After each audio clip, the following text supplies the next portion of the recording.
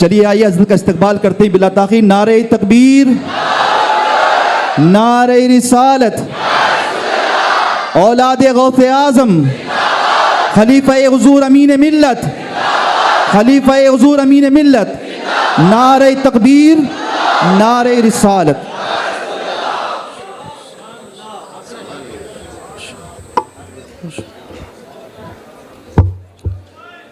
अस्सलामु अलैकुम वरहमतुल्लाहि वबरकातुहू।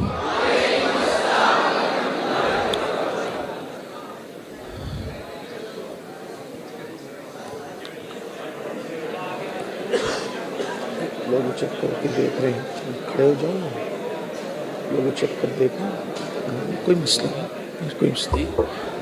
लोग उचक कर देखें, तो मैं खड़े हो जाऊंगा तो आसान है। नारे तकबीर, नारे रिसालत।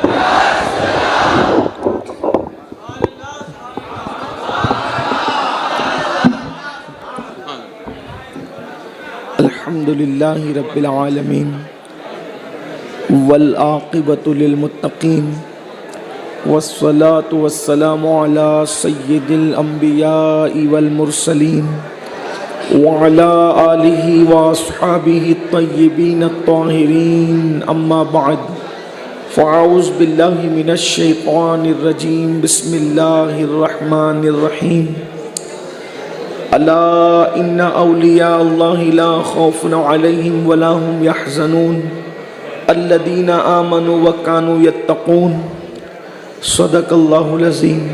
गौसे आज़म बमने बेसरो सामा मददे, क़िब्ले दी मददे, काबे ईमा मददे, इंतज़ारे करमे तुस्त मने ऐनी राए खुदा जुओ खुदा बीनो खुदा दा मददे।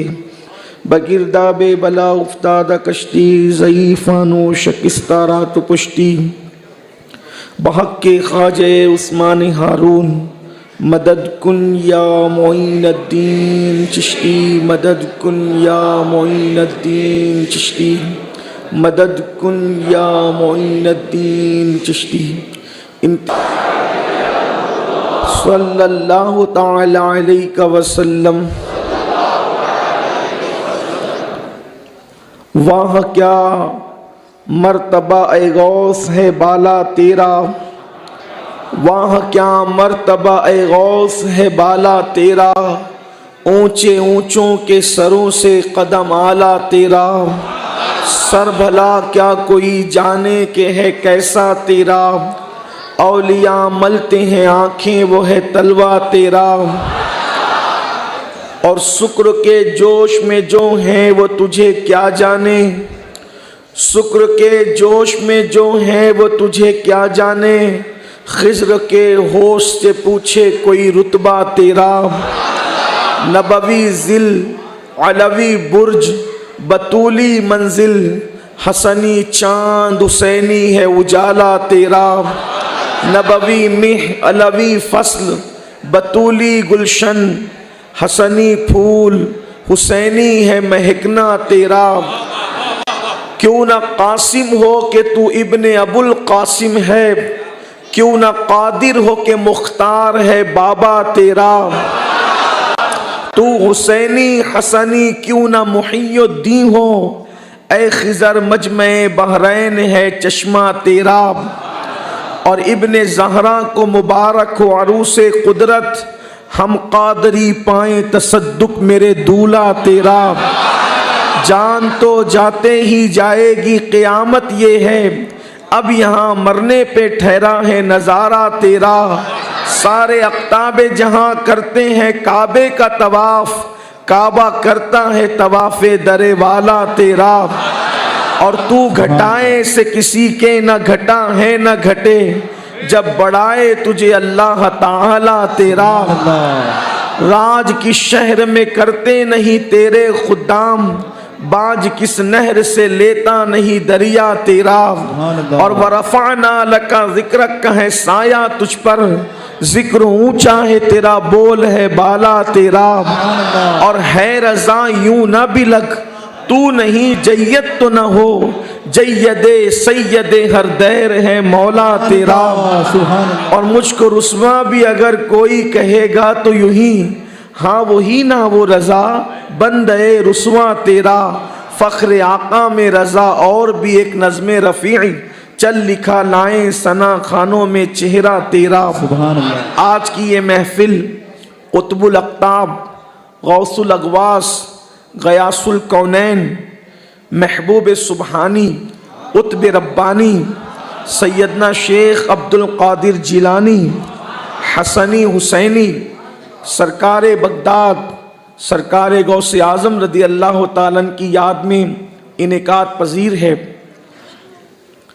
चूँकि हमारी सुन्नियों की महफिलों में हुजूर गौसे पाक की शान अल्हम्दुलिल्लाह बहुत बयान होती है, और क्यों ना हो, क्योंकि हमारे गरीब नवाज जिनके ज़रिए हिंद वालों को ईमान की दौलत मिली, उन्होंने भी गौस पाक की शान बयान करते हुए कहा, या गौस मुअज़्ज़म नूर हुदा, मुख्तार नबी मुख्तार खुदा, सुल्तान दो आलम कुतुब औला, हैरान द जलालत अर्द समा।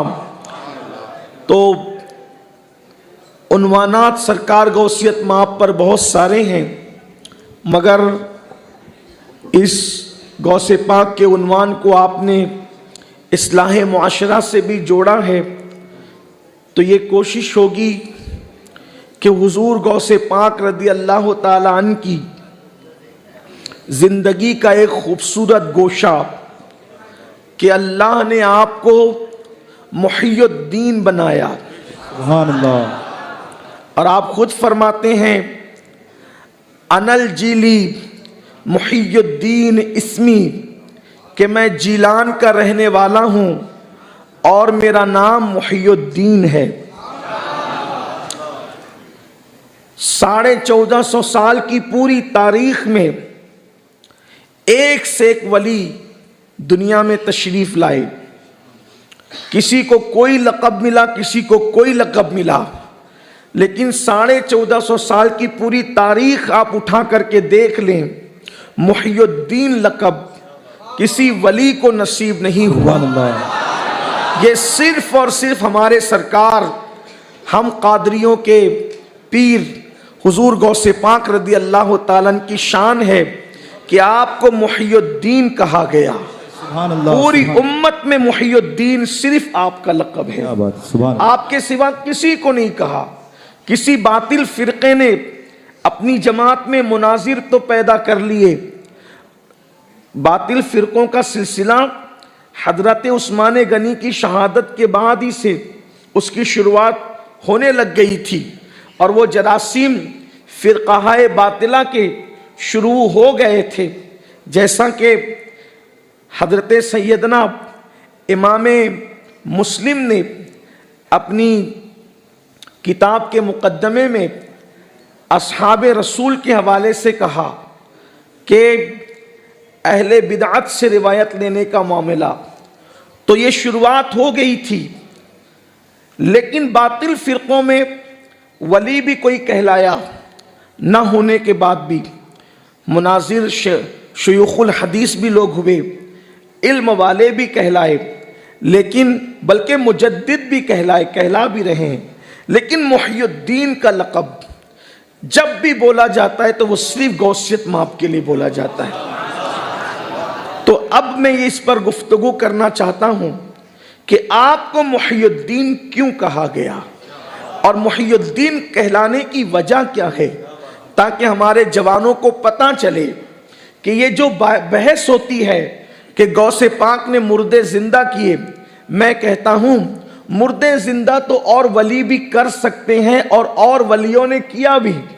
मुर्दे जिंदा करने से बड़ा कारनामा है दीन को जिंदा करना। सुभान अल्लाह, सुभान अल्लाह। और ये किसी को नसीब नहीं है, ये शरफ किसी को हासिल नहीं है। मुहियुद्दीन आप कहलाए और आपने दीन को जिंदा किया है। आइए थोड़ी देर के लिए मैं एक मुख्तसर सी तमहीद अल्लाह की तौफीक से आपके दिलों के दरवाजे पे रखना चाहता हूँ, ताकि मेरे जवान समझें कि ये जो दीन हम तक पहुँचा है मेहनतों से पहुँचा, दीन की तबलीग भी मेहनतों से हुई, दीन की तरवीज और इशाअत भी मेहनतों से हुई, और दीन का तहफ़्फ़ुज़ भी मेहनतों से हुआ। बड़ी माज़रत के साथ हमारी कौम ना रसूलुल्लाह की मेहनत को महसूस करती है, न सहाबा की मेहनत को महसूस करती है, न औलिया अल्लाह की मेहनत को महसूस करती है। जहन कौम का ये बनता जा रहा है, उधर चांद के टुकड़े हुए, लोगों ने इस्लाम कबूल कर लिया, सूरज पलटा, लोगों ने इस्लाम कबूल कर लिया। लोग ये समझते हैं कि अल्लाह के रसूल अलैहिस्सलाम ने जाबिर के बच्चों को जिंदा किया, लोगों ने इस्लाम कबूल कर लिया। लेकिन बड़ी माजरत के साथ चांद के टुकड़े हक है, सूरज का पलटना हक है, लेकिन मेरे आका सल्लल्लाहु अलैहि वसल्लम के दीवानों, आप चांद के टुकड़े होते देखते हैं, चांद के टुकड़े में मेहनत नहीं लगी, लेकिन जिस रसूल के उंगली के इशारे से आप चांद के टुकड़े देख रहे हैं, आप क्या ये महसूस नहीं करते कि उस रसूल के हाथ में कुदाल है, कुदाल, और फिर वो मदीने में खंदक खोदते हैं, और खंदक खोदते वक्त अल्लाह के रसूल सल्लल्लाहु अलैहि वसल्लम के पेट पर दो दो पत्थर होते हैं। बड़ी माजरत के साथ हमने चांद के टुकड़ों पर तवज्जो की है, हमने खंदक खोदने पे तवज्जो नहीं की है, हमने उंगली के इशारे पर तवज्जो की है, हमने दो पत्थर पेट पर बांध करके खंदक खोदने की तरफ तवज्जो नहीं की है। मेरे आका सल्लल्लाहु अलैहि वसल्लम के दीवानों, जिस दिन ये उम्मत अपने नबी की मेहनतों को महसूस कर लेगी, उस दिन कभी ये कौम जिना के अड्डों पे जाने की हिम्मत नहीं करेगी, उस दिन ये कौम कभी भी शराब के अड्डों पे जाने की हिम्मत नहीं करेगी, उस दिन ये कौम कभी भी चोरी की तरफ हाथ बढ़ाने की हिम्मत नहीं करेगी। शोमिए किस्मत कि हमने एक तरफ तवज्जो की, न मैं मौजज़ात का मुनकिर हूं, न मैं करामात का मुनकिर हूं, और हो भी कैसे सकता है, इसलिए कि हर वक्त फिक्र रजा हमारे ज़हनो ख़यालात पर गालिब रहती है, हम कैसे उसका इनकार कर सकते हैं।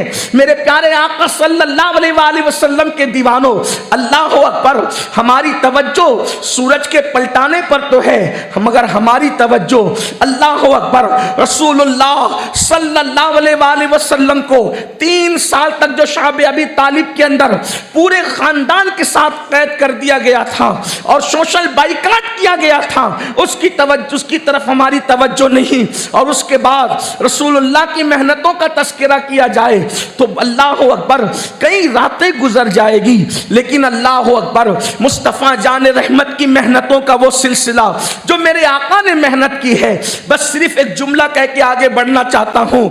थोड़ा घर जा करके मेरी कौम के जवानों महसूस करना, सीरत तैयबा को पढ़ना कि मेरे आका ने मेहनत कितनी की है, थोड़ा सा महसूस करो।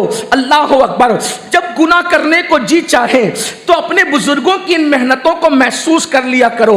एक तरफ खंदक का खोदना है, दूसरी तरफ 3 साल तक के शाब अबी तालिब की घाटी है, एक तरफ हुजूर की शहजादियों को तलाक दे देना है, एक तरफ मक्कतुल मुकर्रमा में हुजूर के रास्ते में कांटों का बिछाया जाना है, एक तरफ ताइफ की वादियों में मुस्तफ़ा जाने रहमत पर पत्थरों को बरसाना है।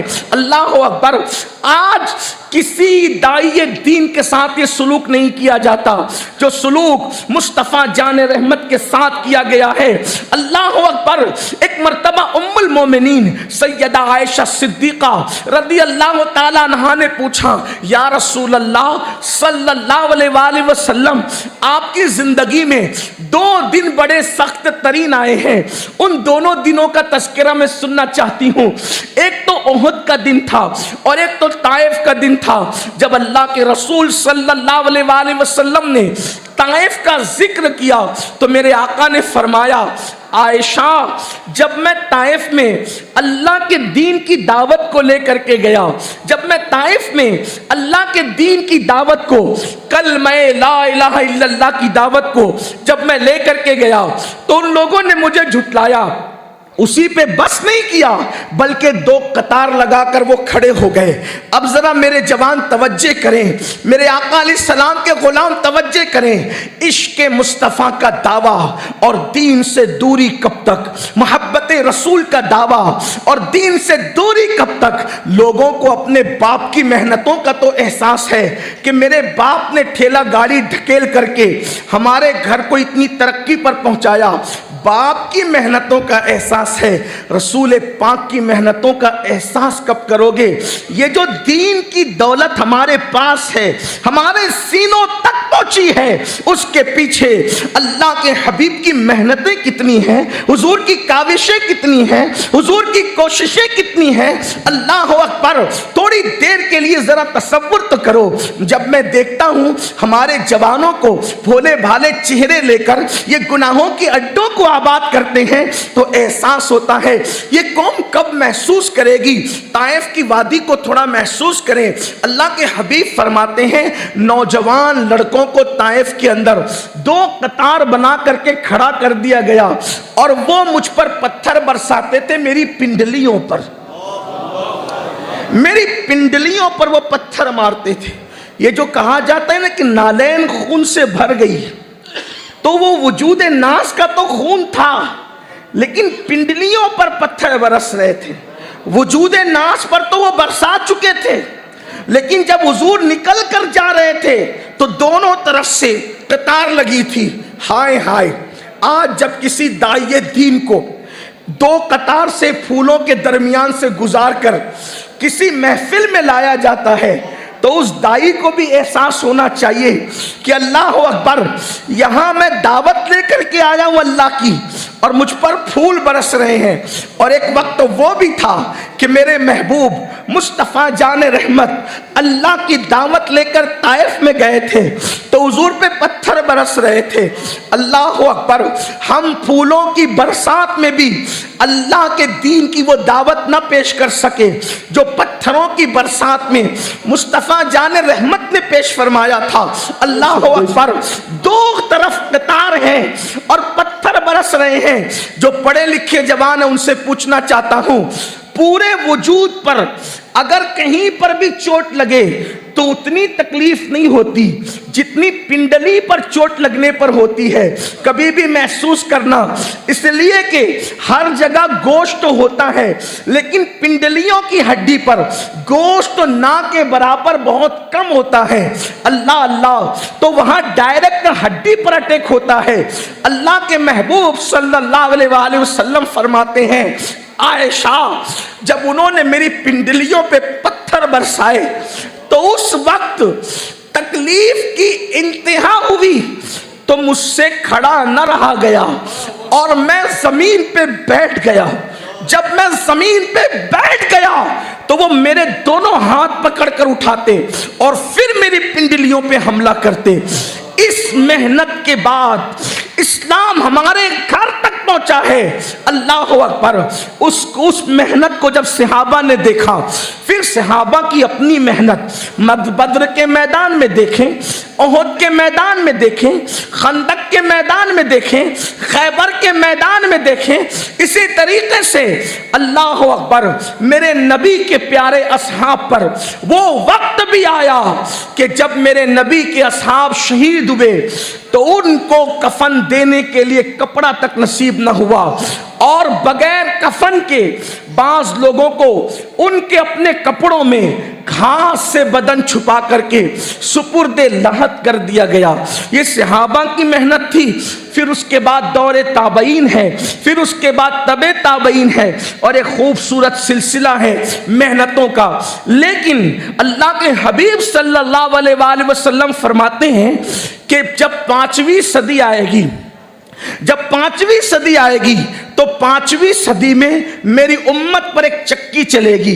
अल्लाह के हबीब अलैहिस्सलाम चूंकि रसूलुल्लाह गैब जानते थे, इल्मे गैब अल्लाह ने उनको अता किया था और उनको आलिमे माकाना व मा यकून बनाया था, तो हुजूर अलैहिस्सलाम ने क़यामत तक के हालात बयान कर दिए थे।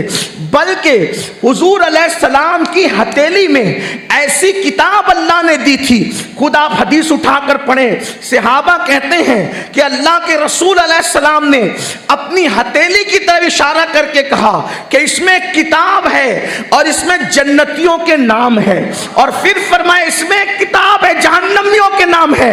जन्नती भी लिख दिए गए हैं, जहन्नमी भी लिख दिए गए हैं, सआदतमंद भी लिख दिए गए हैं। हैं, शकावत वाले भी लिख दिए गए हैं। अब कमी बेशी का कोई इम्कान इसमें नहीं है। अल्लाह के हबीब अलैहिस्सलाम ने क़यामत तक के हालात बयान फरमाए।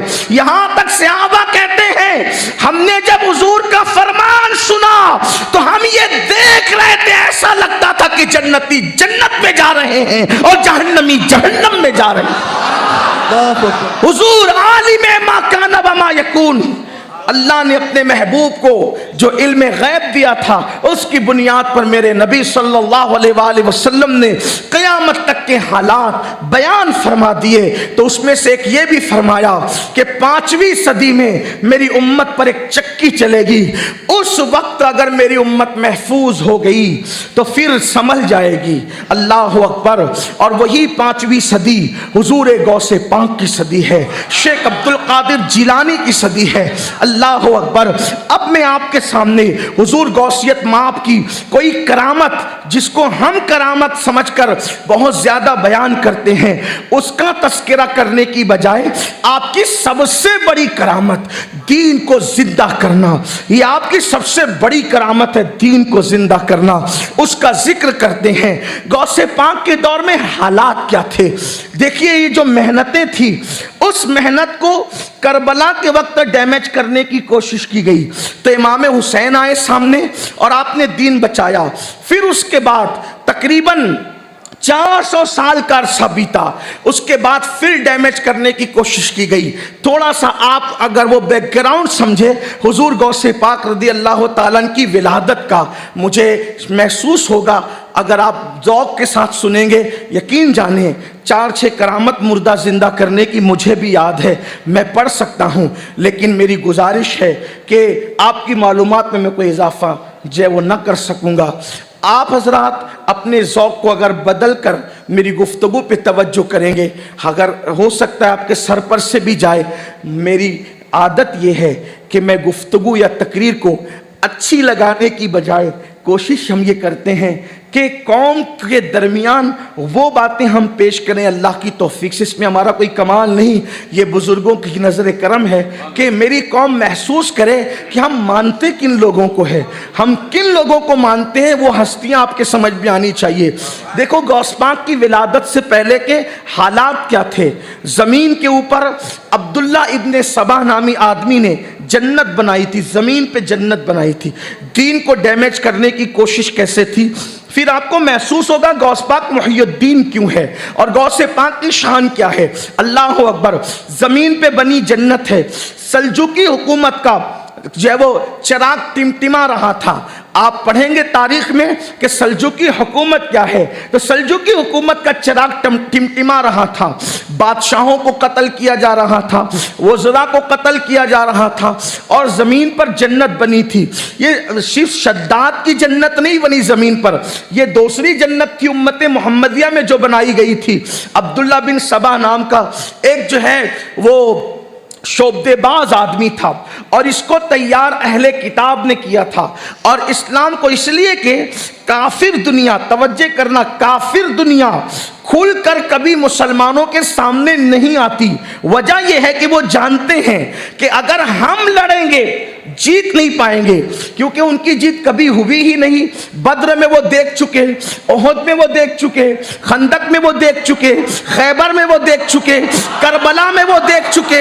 हर जगह उनका मुशाहिदा है कि जब भी बातिल हक से टकराया है तो कभी हक से जीत नहीं सका। इसलिए काफिर दुनिया ये जानती है मुसलमानों से लड़कर जीता नहीं जा सकता, मुसलमानों को लड़ाकर जीता जा सकता है। इनको आपस में लड़ाओ और उसके बाद शान और शौकत के साथ ऐश की जिंदगी गुजारो। तो अब्दुल्ला इब्ने सबा नाम के उस बदबख्त को अहले किताब ने, यहूद और नसारा ने तैयार किया और ये शोबदेबाज इंसान ने जमीन पे जन्नत बनाई। और उसकी पूरी जन्नत का पोल इस तरह खुलता है कि हशीश नाम की एक जड़ी थी, जड़ी बूटी आप जिसको कहते हैं, उसके नशे का लोगों को आदी बनाया जाता था। और उसकी खुसूसियत ये थी, जैसे मिसाल के तौर पे अगर किसी को बेहोशी का इंजेक्शन लगाया जाए तो बेहोशी का इंजेक्शन लगते वक्त इंसान जो भी तसव्वुर करेगा, जब तक होश नहीं आता वही उसका ख्याल रहेगा। मैं इस बात को मैंने महसूस किया जब मेरा एक्सीडेंट हुआ, हाथ मेरा टूटा, तो हाथ की हड्डी का जब ऑपरेशन हुआ तो डॉक्टर ने इंजेक्शन लगाया। ये अल्लाह के घर में सिर्फ एक तजुर्बा बयान कर रहा हूँ, वरना मेरा ज़ौक़ नहीं कि अपने वाक़यात, इसलिए कि हम क्या और हमारी औकात क्या है ना। कीड़े हमसे बेहतर है इस एतबार से कि जो गुनाह हम करते वो गुनाह वो नहीं करते। लेकिन कोई सिर्फ तजुर्बा बताना चाहता हूँ। उस वक्त मेरे जहन में एक बात आई कि अगर मैं इसी हालत में मर गया तो फिर मुझे तो तौबा का मौका मिलना नहीं है। तो मैं गुंबदे खजरा का तसव्वुर करके जिस वक्त इंजेक्शन दिया जा रहा था, मैंने एक शेर पढ़ना शुरू किया, शाफी और नाफी हो तुम, काफी और वाफी हो तुम, दर्द को कर दो दवा, तुम पे करोड़ों दुरूद। तो ये मुझे ये तजुर्बा हुआ कि जब तक मुझे होश नहीं आया वही तसव्वुर मेरे ज़हन और दिमाग में रहा। फिर अब्दुल्ला बिन सबा की जन्नत की पोल मेरे सामने इस तरह खुल गई। मतलब ये है कि जिस वक्त इंसान को बेहोश करते वक्त जो तसव्वुर हो, होश में आने तक वही तसव्वुर रहता है। ये नशे की खुसूसियात है। और चूंकि नशा भी बेहोश करता है, इंजेक्शन जैसे बेहोश करता है वैसे नशा भी इंसान को बेहोश करता है, बल्कि मदहोश करता है। बेहोशी और मदहोशी में भी बड़ा फर्क है।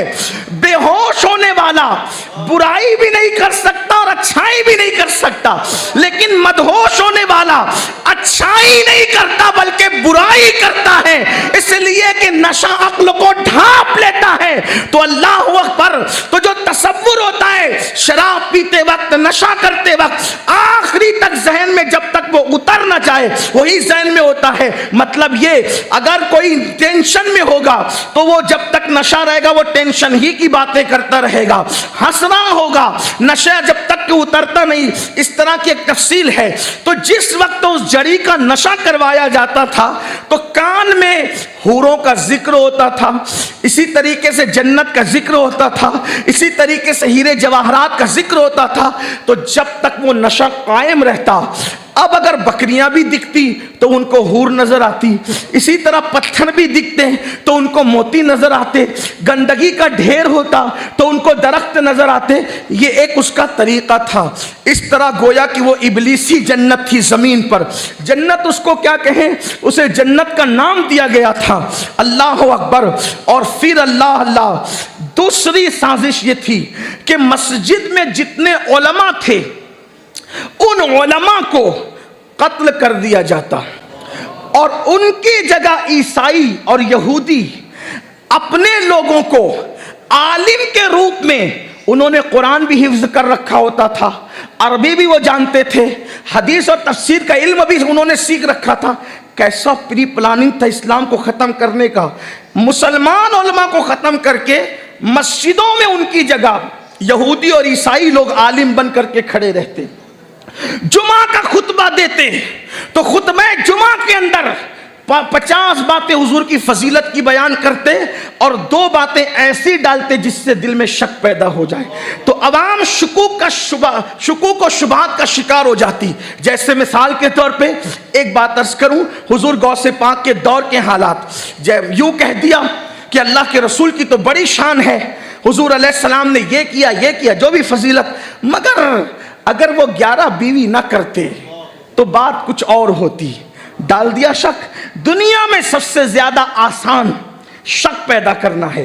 अब मैंने भी जिक्र किया कि 11 बीवी उन्होंने की, अल्लाह के हबीब अलैहिस्सलाम ने क्यों की, वो तो शक डाल के चले गए, लेकिन हम तो यकीन के मसलक के लोग हैं।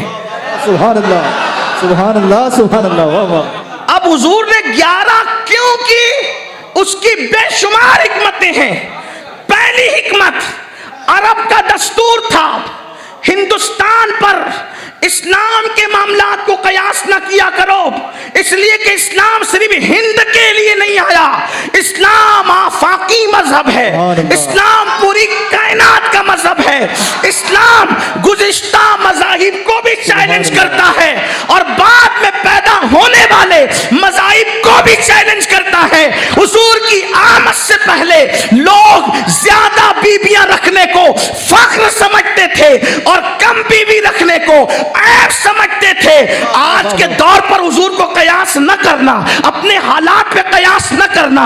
खुद आप देखें, राजा दशरथ को आप देख ले, जो राम के बाप हैं, उनकी 3-3 बीवियां थी। इसी तरीके से किसी की 700, किसी की 500, एक एक के नाम लूं तो आपको हैरत होगी। लेकिन मैं इस वक्त तकाबुल अदियान को लेकर के खड़ा नहीं हुआ, मुझे गौस पाक की शान बयान करना है। जल्दी जल्दी उन्वान पर आते हैं। अल्लाह अकबर। तो पहली बात यह थी, अरब में यह था कि जिसको ज्यादा ताकत होती थी वो ज्यादा बीबियां करता था, लेकिन अरब वाले कहीं जा करके रुक जाते थे। अल्लाह ने महबूब से फरमाया, हबीब इस माहौल में तुम जितनी चाहो करो, ताकि लोगों को पता चले कि जैसा मेरा महबूब हर मामले में बेमिसाल है, वैसे मर्दाना ताकत के मामले में भी महबूब बेमिसाल। नारे तकबीर, नारे रिसालत, अज़मते मुस्तफा। सुभान अल्लाह, सुभान अल्लाह। वाह वाह वाह। अल्लाह ने 70 जन्नती मर्दों के से ज्यादा आपको ताकत और कुव्वत अता फरमाई। सुभान अल्लाह, सुभान अल्लाह।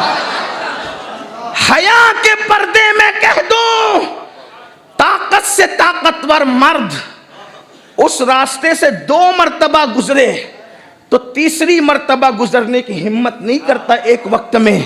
लेकिन ये मेरे नबी की शान है। वाह, वाह। इमाम कुस्तलानी ने भी लिखा और बड़े बड़े बुजुर्गों ने लिखा कि असर से लेके मगरिब तक हुजूर 11 के 11 बीबियों को शरफ अता करते। वाह वाह, सुभान अल्लाह, सुभान अल्लाह, सुभान अल्लाह। और एक वक्त में अगर 9 रही, एक वक्त में 9 रही तो 9 के 9 को शरफ अता करते थे।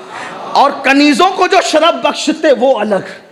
आपसे पूछता हूं, घर जाके जरा सोचना, ये मत सोचना कि क्या कह दिया, ये कहने की बात थोड़ी थी।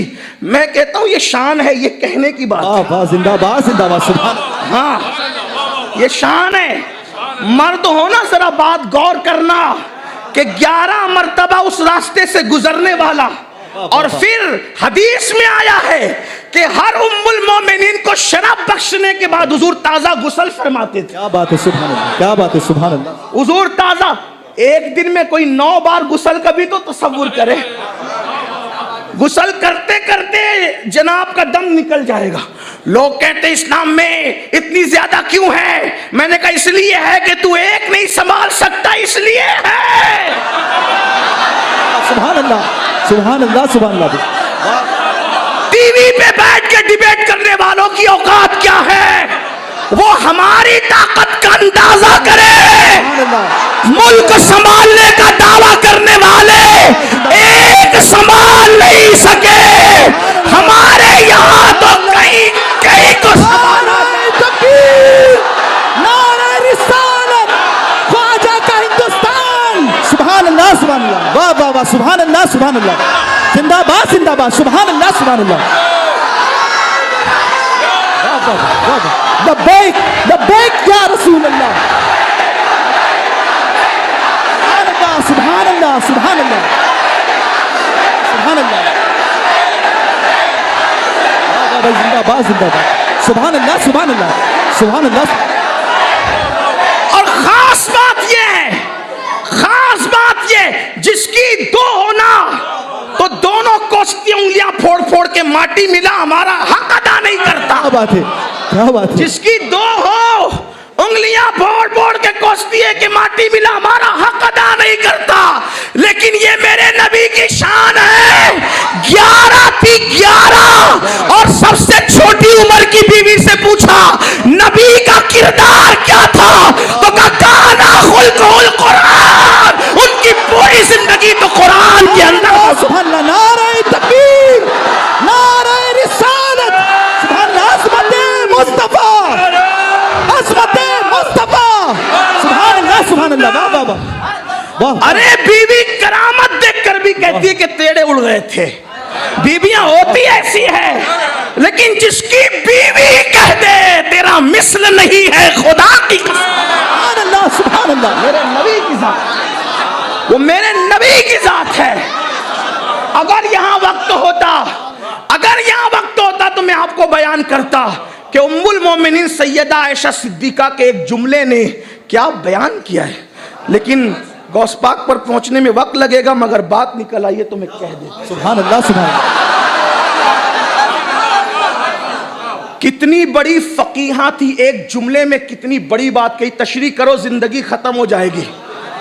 काना खुल्कुल कुरान, उनकी जिंदगी तो कुरान है।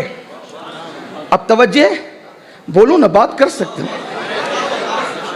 आप उचक कर देख रहे थे, मैंने सोचा मैं भी खड़े हो जाऊं ताकि आप उचक कर ना देखें, मैं आपको जियारत कर सकूं और आप तकरीर देख सकें। काना खुल्कुल कुरान, उनकी जिंदगी कुरान है। जैसे कुरान में आयत 3 किस्म की है। अम्मा आयशा ने कहा उनको अपनी तरह ना समझना, वो कुरान की तरह जिंदगी रखते हैं। कुरान में 3 तरह की आयत कैसे हैं? एक बहुत आसान है, मुहकमात।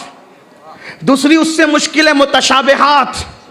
तीसरी उससे मुश्किल है, मुक़त्ताआत।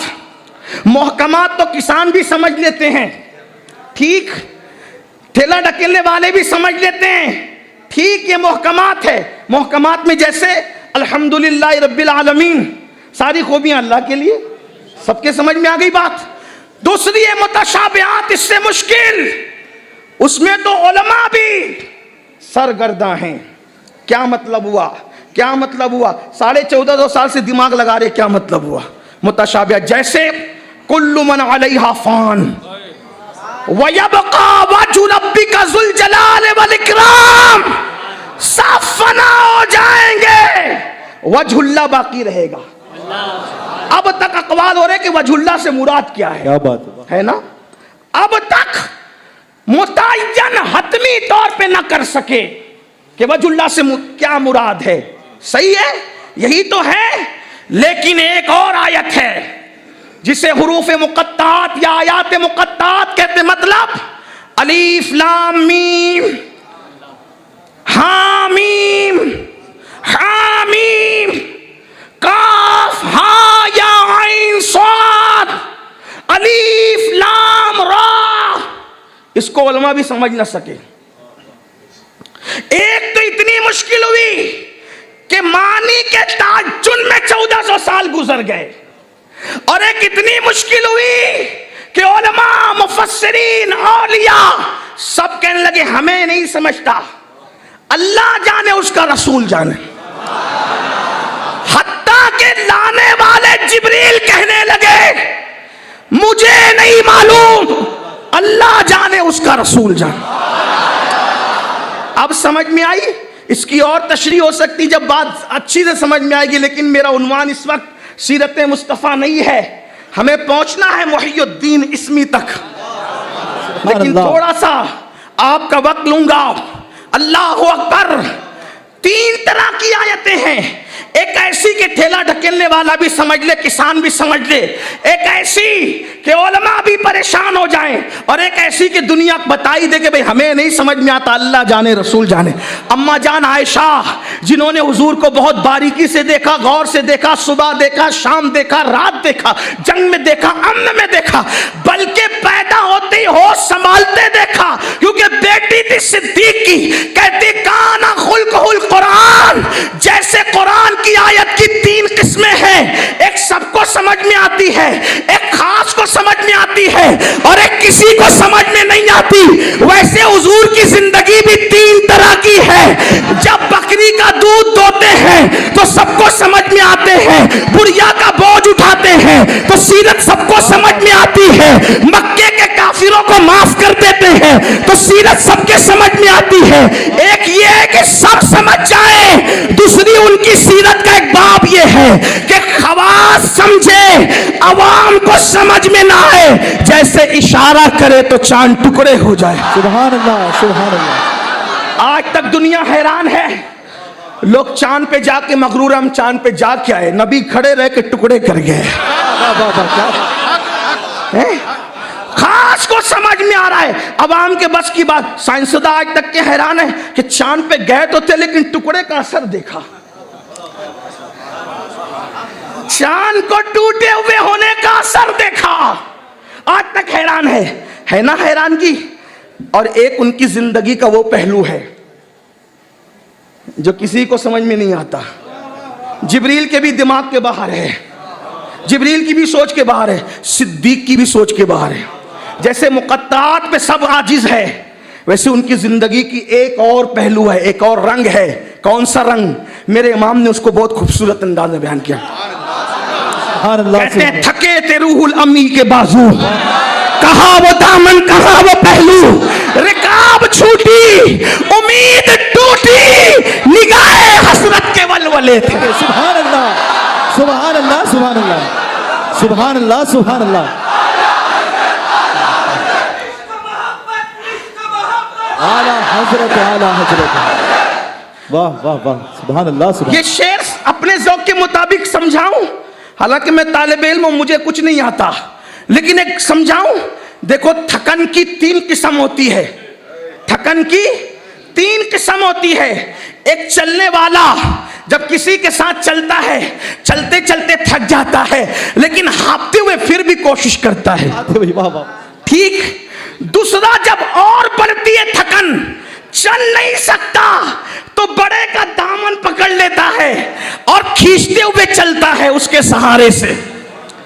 कभी आप पे भी तजुर्बा हुआ होगा, बचपने में अम्मी के साथ जा रहे, अम्मी को तेजी है किसी मैयत में जाने की, मां ने कहा जल्दी चल, तेरी नानी मर गई, है ना।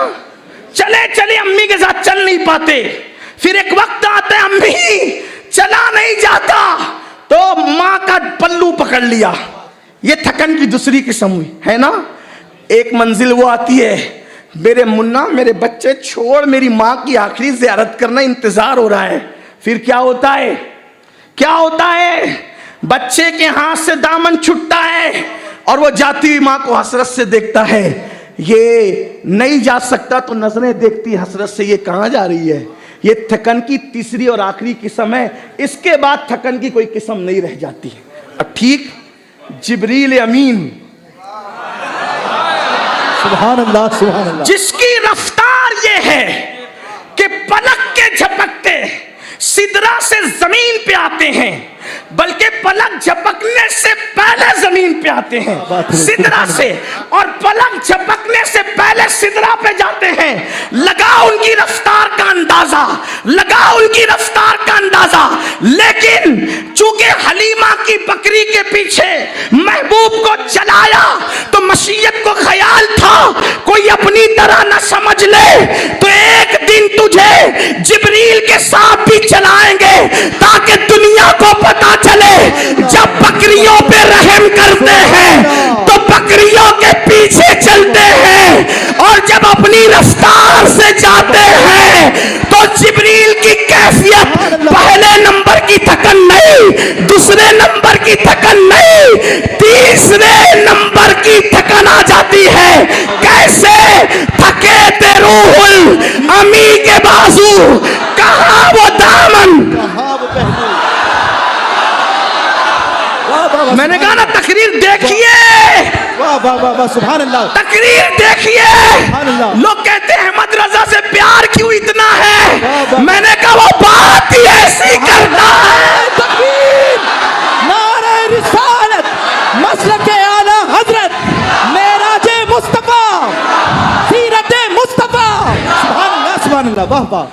देखिए, वाह वाह, थके ते रूहुल अमी के बाजू, सुभान अल्लाह, कहा वो दामन, कहा वो पहलू, रिकाब छूटी, उम्मीद टूटी, निगाहे हसरत के वलवले। सुभान अल्लाह, सुभान अल्लाह, नारे तकबीर, नारे रिसालत, औलादे गौसे आज़म, शहज़ादे रसूल, सुभान अल्लाह, सुभान अल्लाह, वाह वाह वाह, जिंदाबाद। जब वो अपनी रफ्तार से चले तो जिब्रील भी तीसरे नंबर की थकन पे आ जाते हैं।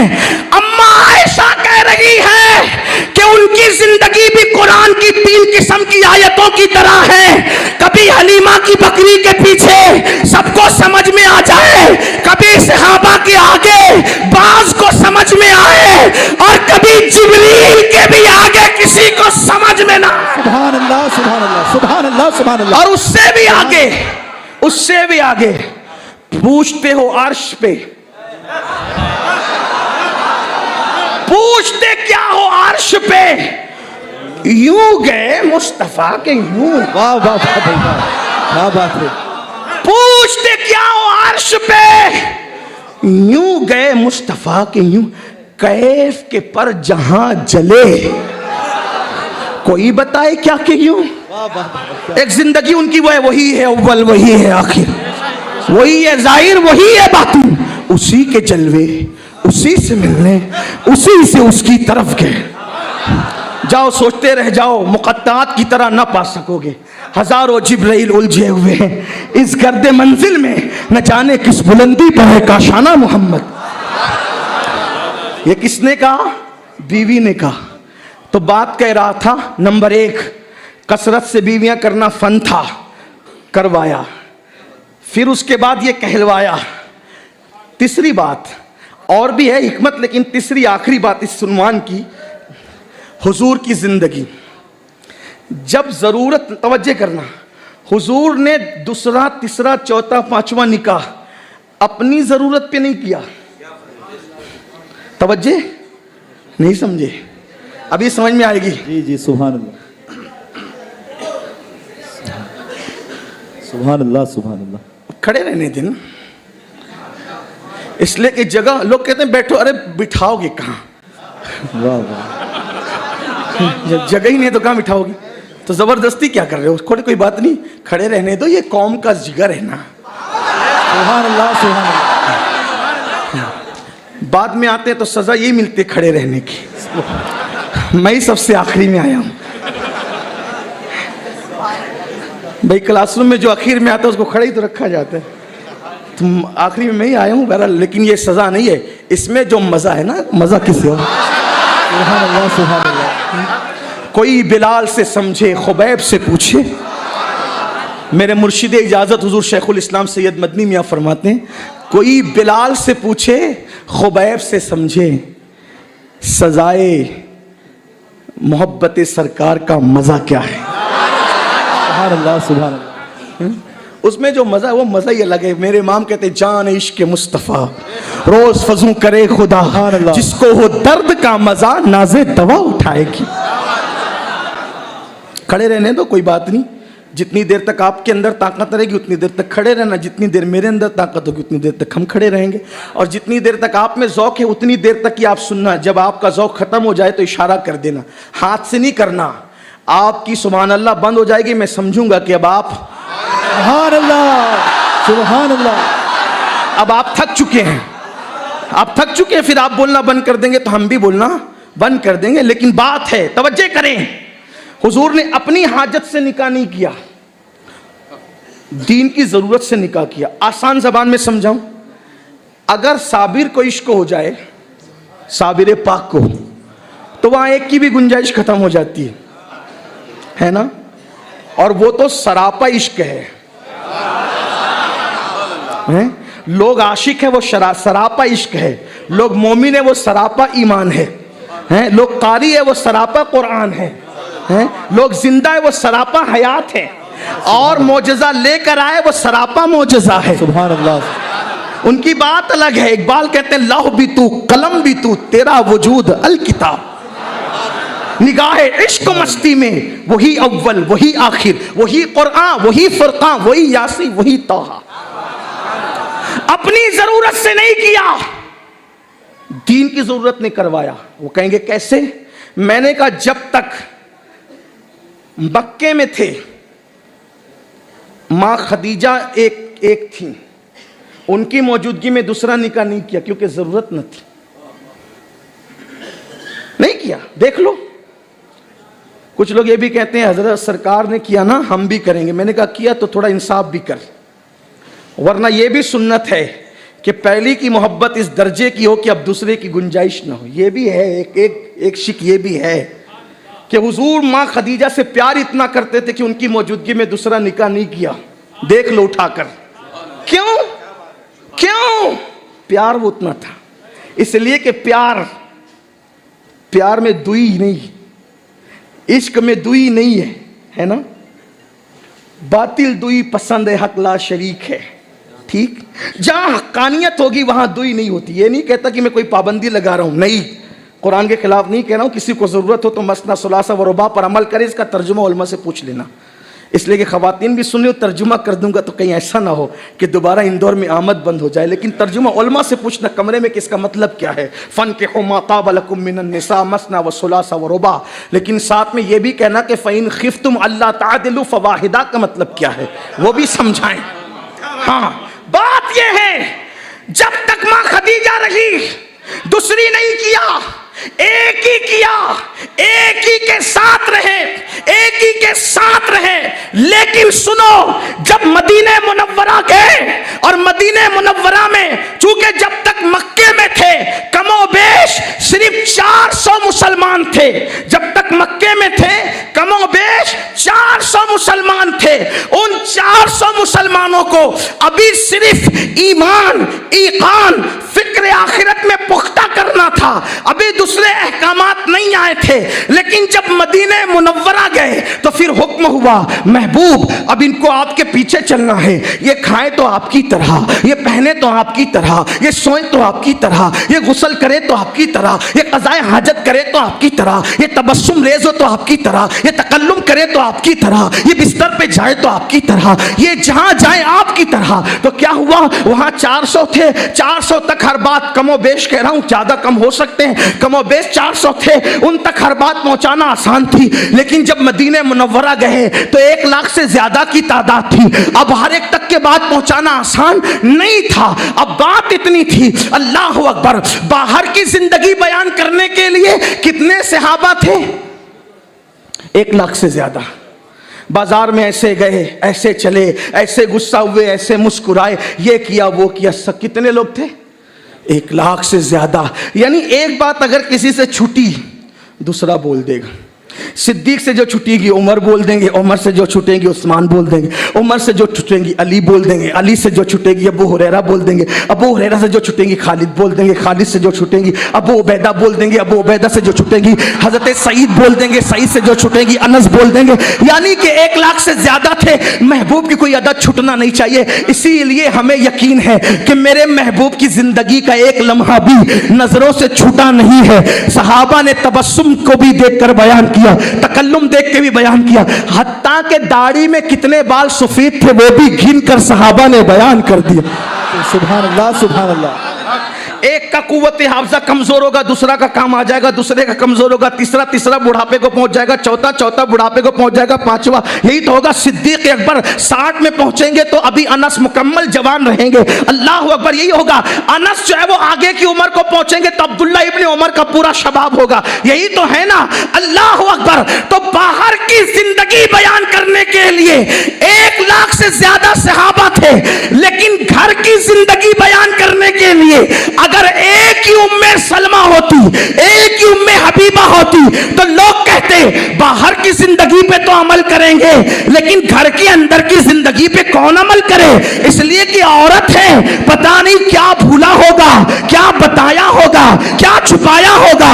तो अल्लाह ने कहा, महबूब तेरी जरूरत नहीं है, तेरी उम्मत को जरूरत है तेरे घर की जिंदगी के इल्म के लिए। तो उम्मे सलमा कुछ बयान करे, जो उम्मे सलमा से छूट जाए वो उम्मे हबीबा बयान कर दे, उम्मे हबीबा से जो छूट जाए हफ्सा बयान कर दे, हफ्सा से जो छूट जाए अल्लाह पर वो ज़ैनब बयान कर दे, ज़ैनब से छूटे सफिया बयान कर दे, सफिया से छूटे जवेरिया बयान कर दे, और जो सबसे छूट जाए सबसे ज़हीन आयशा सिद्दीका सब बयान। सुभान अल्लाह, सुभान अल्लाह, सुभान अल्लाह। नारे तकबीर, नारे रिसालत, सुभान अल्लाह, अज़मत मुस्तफा, सुभान। तेरे बाद इतने दिन तक रखूंगा उसे कि आधी सदी गुजरेगी और वो रहनुमाई कर रही होगी।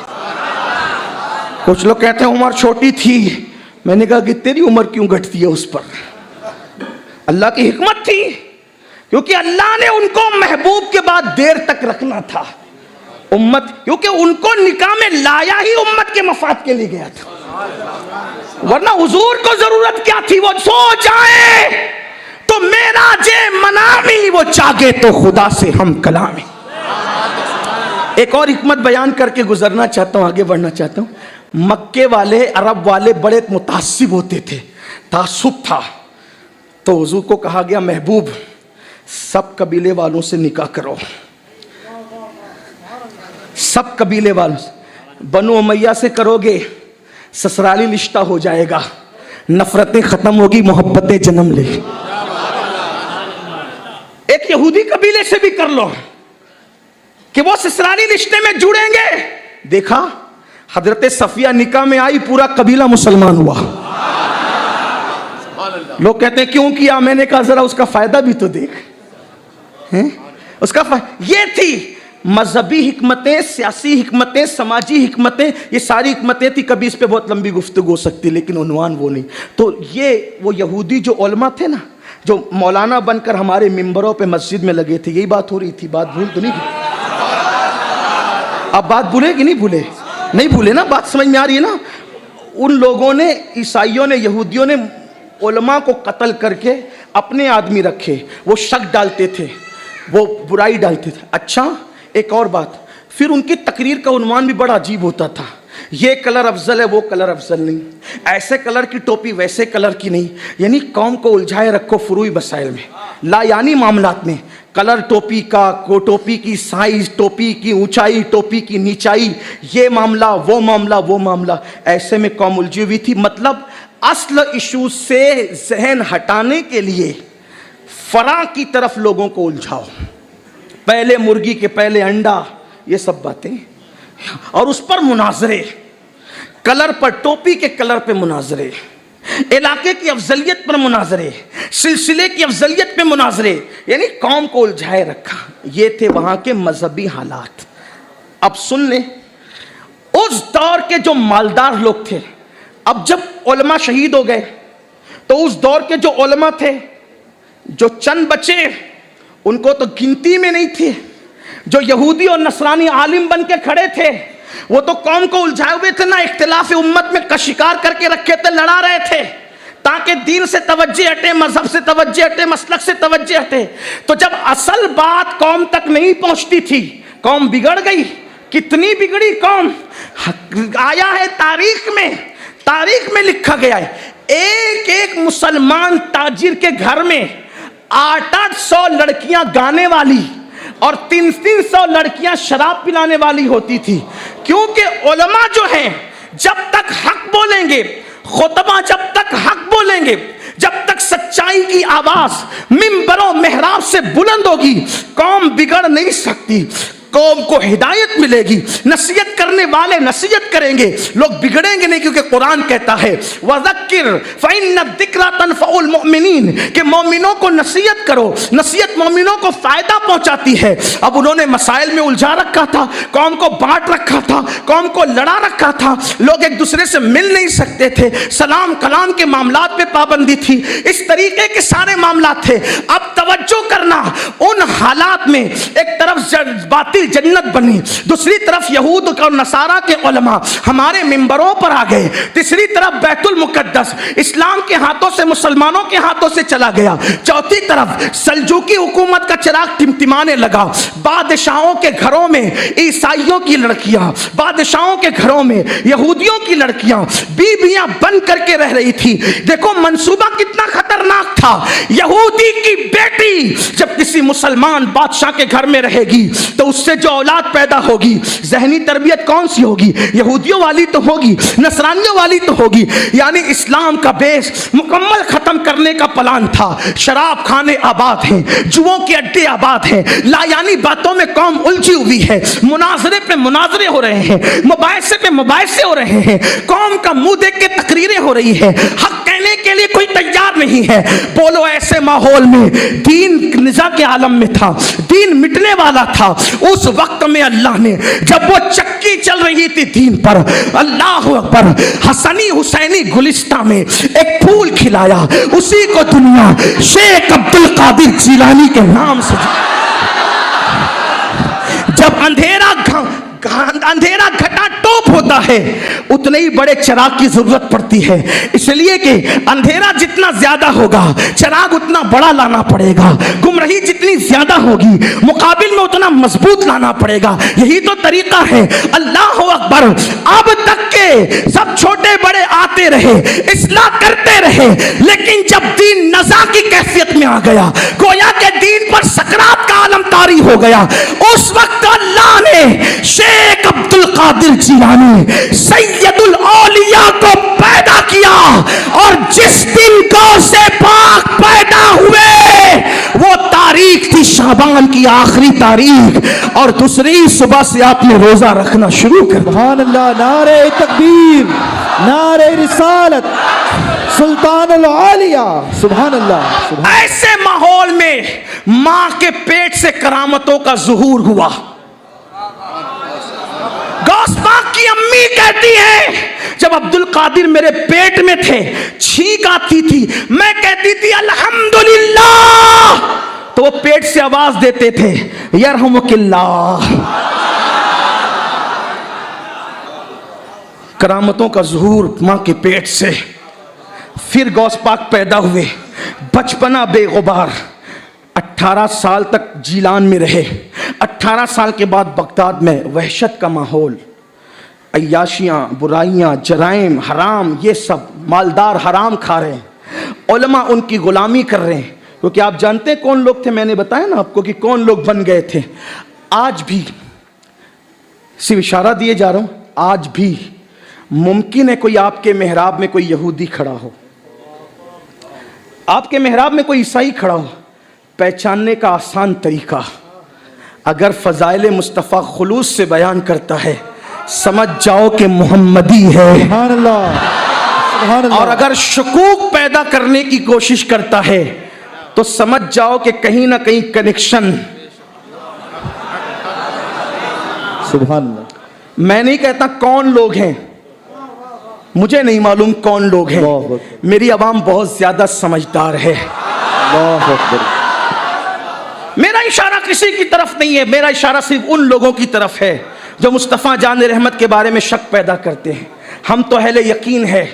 कोई हमसे कहते हैं नबी की शान, ये मैं कहता हूं कि और बड़ी बोल। सुभान अल्लाह। बेशक बेशक बेशक। सुभान। कहा ये मैंने कहा और बड़ी बोल, कहा ये मैंने कहा और बड़ी बोल।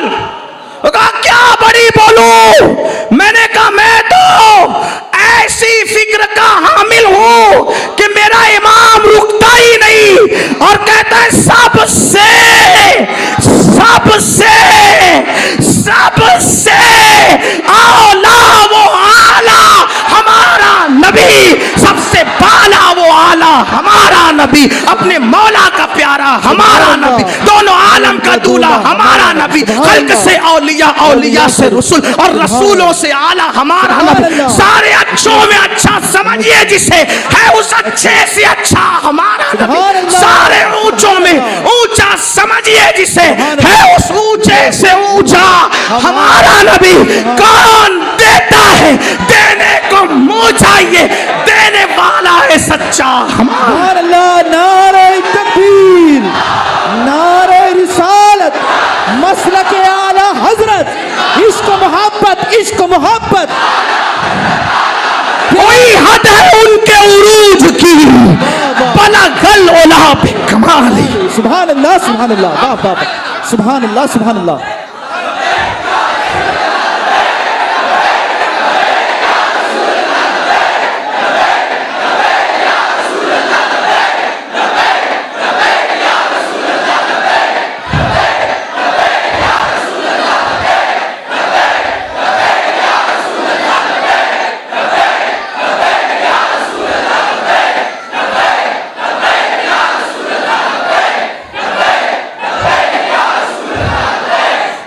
समेट लेते हैं। अब गौस पाक आए, जिलान के हालात देखें, उलमा गुलामी कर रहे हैं, खुतबा गुलामी कर रहे हैं, हालात खराब हैं, सियासी माहौल बिगड़ा हुआ है, समाजी माहौल बिगड़ा हुआ है।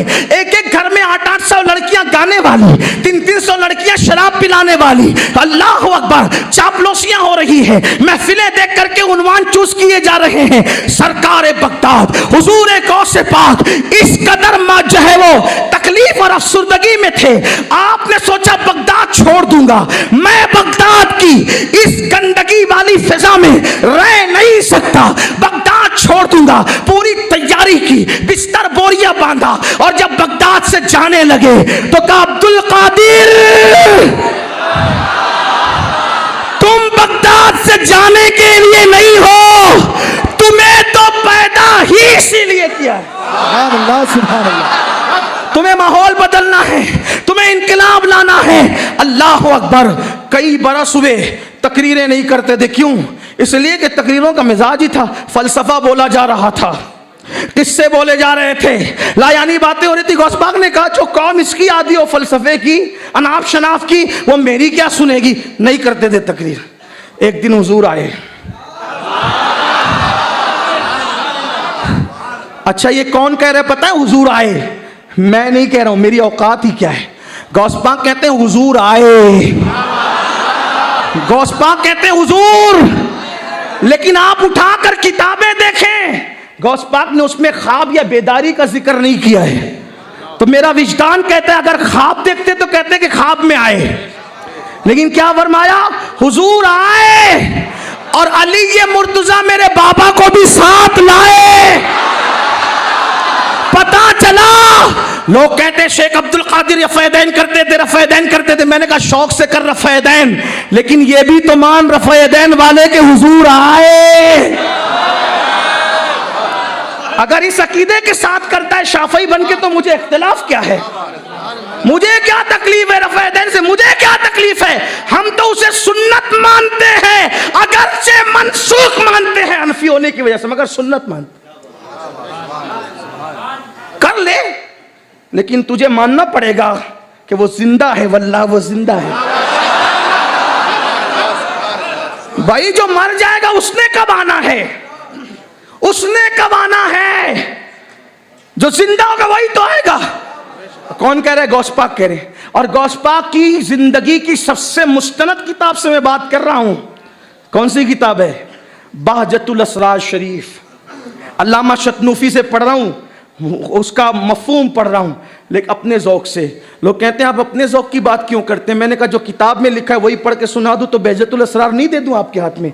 ये मालेगांव से इंदौर आने की ज़रूरत ही क्या है? किताब और खिताब में कोई फ़र्क भी तो होगा ना। सुभान अल्लाह, सुभान अल्लाह, सुभान अल्लाह, सुभान अल्लाह। भाई खिताब है इसीलिए जो किताब नहीं पढ़ सकते उनके लिए। सुभान अल्लाह, सुभान। और जो किताब नहीं पढ़ सकते उन्हीं के लिए खिताब है, तो उनके ज़हन की वजह से आसान भी करना, लेकिन मफहूम वही होगा। इतना याद रखना, मिलावट नहीं होगी।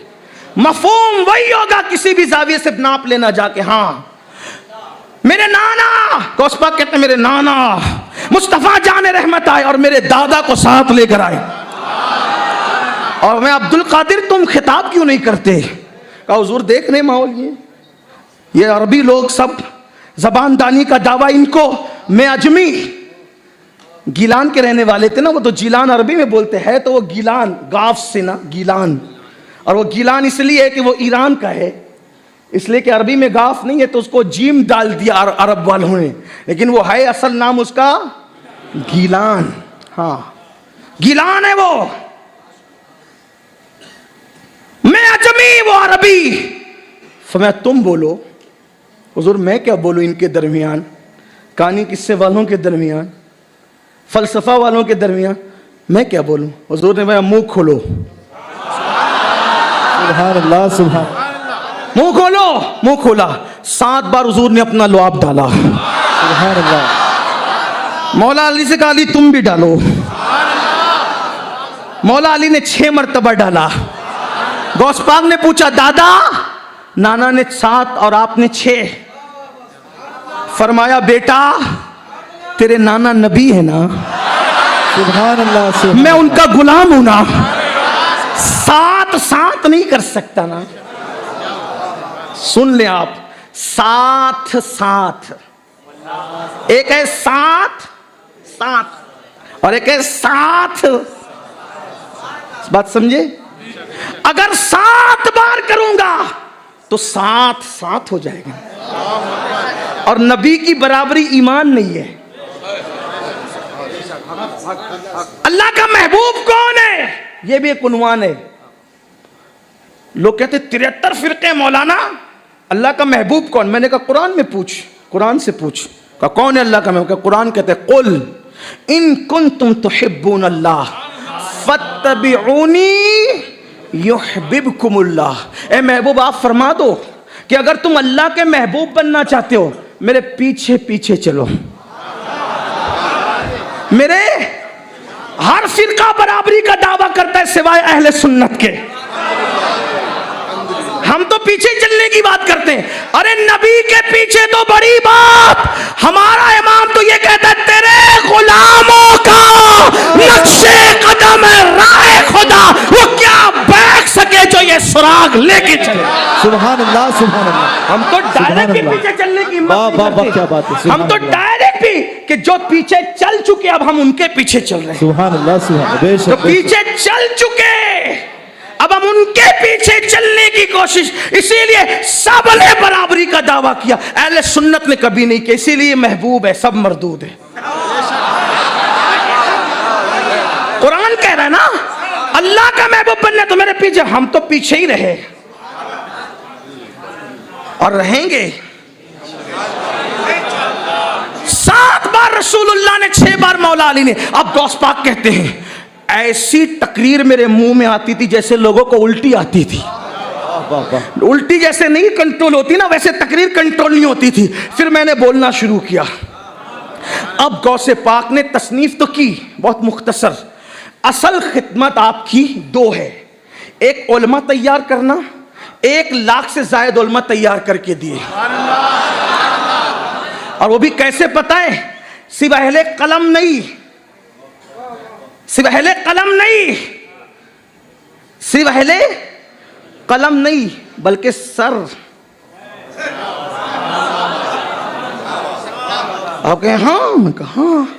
उठाकर देखो सलाहुद्दीन अय्यूबी के फौज का जो चीफ एडवाइजर है ना, सलाहुद्दीन अय्यूबी की फौज का जो चीफ एडवाइजर कौन है पता है? गौसे पाक के शागिर्द, मुरीद और खलीफा है। गौस सलाहुद्दीन खुद भी मुरीद है गौस पाक के। सलाहुद्दीन अय्यूबी आपको नहीं पता, लोग कहते हैं सलाहुद्दीन अय्यूबी सलाम। मैंने कहा पहले मालूम तो करो वो है किस मसलक का। उसका मसलक सुन्नी है, उसका मशरफ कादरी है, कादरी। सुभान अल्लाह, बात है, सुभान अल्लाह। बल्कि तारीख उठा के पढ़ो, उसके वालिद मुसलमान हुए गौसे पाक के हाथ पर। सुभान अल्लाह, सुभान अल्लाह, क्या बात है। उसके वालिद को ईमान मिली, मुरीद थे गौस पाक के। बचपने में लेके आए सरकार मेरे बेटे के लिए दुआ, मुरीद करो दुआ कर दो। आप क्या समझते हैं? लोग कहते हैं तसव्वुफ, तो मैंने कहा क्या तसव्वुफ? और कहा कि सिर्फ तस्बीह पकड़े रहो। मैंने कहा गौस पाक वाला तसव्वुफ खुद कमरे में बैठ और अंदाजे जहां बानी अता कर, खुद तन्हाइयों में बैठ और बैतुल मुकद्दस पर इस्लाम का परचम लहराने की रूह फूंक दे। नहीं तेरा नशेमन कसरे सुल्तानी के गुंबद पर, तू शाही है बसेरा कर पहाड़ों की चट्टानों में। ये ज़ौक़ अपने जवानों को अता कर। लोग कहते हैं तसव्वुफ, मैं कहता हूं जिस तसव्वुफ की तरफ तुम ले जा रहे हो ये नामर्दी है, नामर्दी। गौस पाक ने वो तसव्वुफ सिखाया जो उनके जद्दे करीम ने करबला से अता फरमाया था। निकल कर खानकाहों से अदा कर रस्म शब्बीरी। सुभान अल्लाह, सुभान अल्लाह।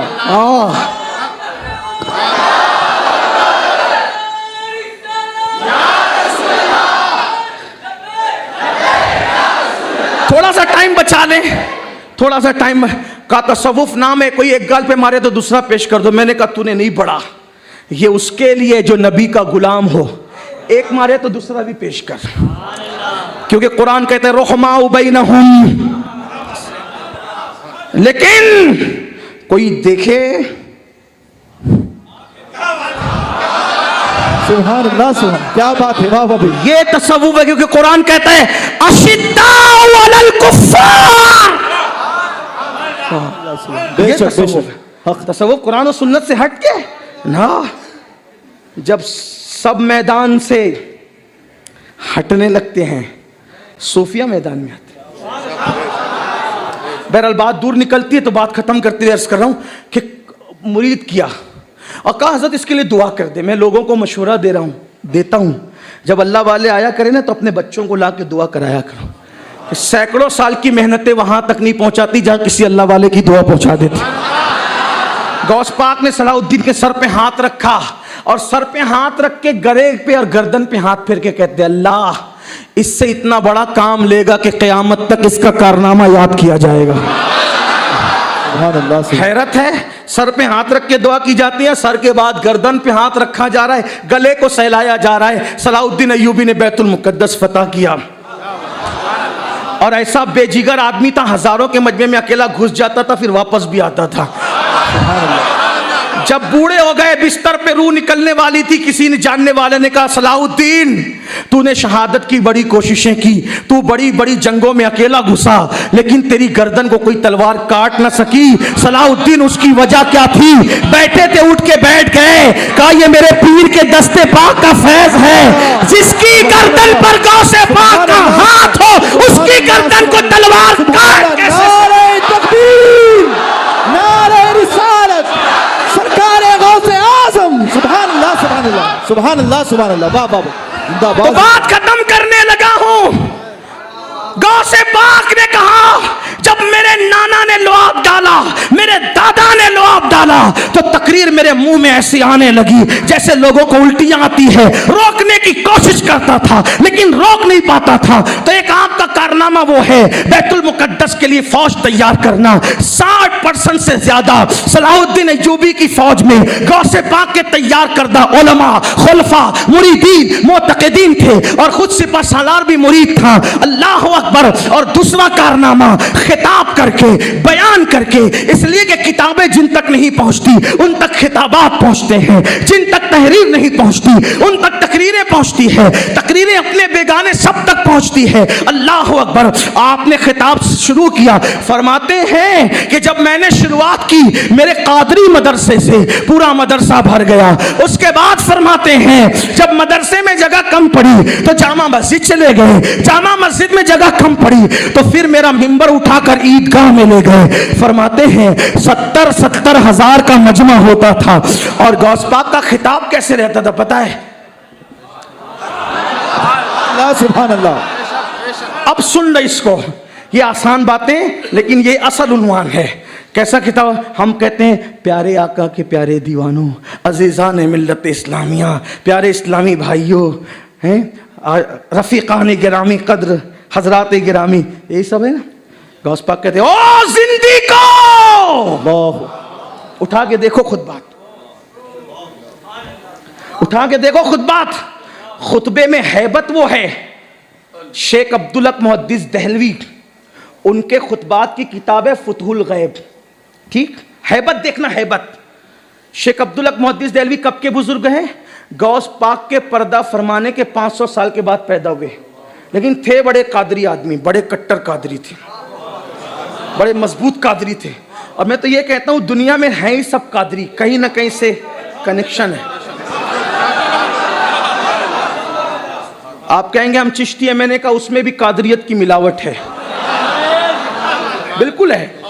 इसलिए कि हजरत महबूब इलाही निजामुद्दीन औलिया ने ये बात लिखी है, मैं चिश्तियत क्या, क्योंकि मैं बड़ा कट्टर चिश्ती हूँ। सुभान अल्लाह, सुभान अल्लाह। मुरीद कादरी हूँ लेकिन खलीफा चिश्ती हूँ। और ये कहता हूँ कि हिंदुस्तान में जो पैदा होगा वो पैदाइशी चिश्ती होगा। सुभान अल्लाह। चिश्तियत तो अपनी मिट्टी में है। इलाही ताबुवत खुर्शीद माही, सुभान अल्लाह। चरागे चिश्तियारा रोशनाई। वाह वाह, सुभान अल्लाह, सुभान अल्लाह। यहाँ तो किसी सिलसिले से कोई नफरत ही नहीं है, इसलिए कि नफरत उसको होती है जिसके यहाँ होती नहीं है। यहाँ तो सारी निस्बतें लेकर बैठे हुए हैं। सुभान अल्लाह, सुभान अल्लाह। तहदीस नेमत के लिए कादरियत में तो मुरीद है, चिश्तियत की निस्बत है, नक्शबंदियत की निस्बत है, रफाइयत की निस्बत है, सहरवर्दियत की निस्बत है। निस्बतें गिनाने लगे तो निस्बतों पर एक उन्वान हो जाए, लेकिन बात इतनी है कि हम सबके लिए, सब हमारे लिए। महबूब इलाही फरमाते हैं, महबूब इलाही ने फरमाई ये बात, महबूब इलाही ने फरमाई, फरमाते हैं कि जब गौस पाक ने कहा कदमी हाज़ही अला रक़बत कुल्ले वली जिल्लाह, मेरा ये कदम, सुभान अल्लाह, सुभान। मेरा ये हाज ही इशारा कर रहा है कि कदम से मुराद कोई और चीज़ नहीं है, कदम से मुराद आपका पैर है ना। क्योंकि एदादिया का तालिब इल्म भी जानता है कि इंसानी आज़ा को जब मुज़क्कर और मुअन्नस में तकसीम किया जाता है तो फिर उसका उसूल क्या है, सही है। तो ये हाज ही बता रहा है ना, ये दो पैर है ना, हाँ, इसीलिए मुअन्नस का सेगा लाते हैं और बताते हैं कि कुछ और नहीं है।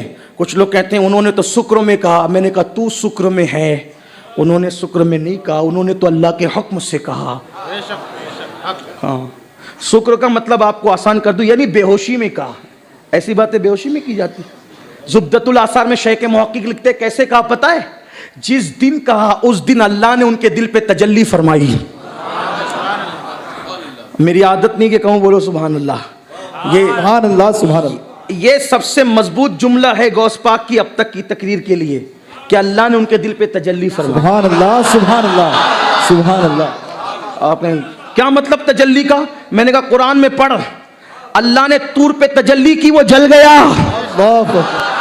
अल्लाह ने तूर पे तजल्ली की, वो जल गया। मेरा पीर अब्दुल कादिर, अल्लाह ने तजल्ली की अपने नूर की, गौसे पाक पे होश भी नहीं हुए। क्या बात है भाई, सुभान अल्लाह, सुभान अल्लाह, सुभान अल्लाह। ज़ुब्दतुल आसार उठा के पढ़ो, अल्लाह ने उनके दिल पे तजल्ली की, रसूलुल्लाह ने उनको खिलात भेजी फरिश्तों के हाथों से और अल्लाह ने हुक्म दिया बोल अब्दुल कादिर, तो आपने फरमाया कदमी हाज़ही अला रक़बत कुल्ले वलीयिल्लाह, मेरा ये कदम हर वली की गर्दन पर है। तो रिवायतों में आता है, शेख अबुल मुआली फरमाते हैं जितने जमीन पर थे सबने गर्दन झुकाई, जो कब्रों में थे वो कब्रों से गर्दन झुका रहे थे, जो आलम अरवाह में थे वो वहां से गर्दन झुका रहे।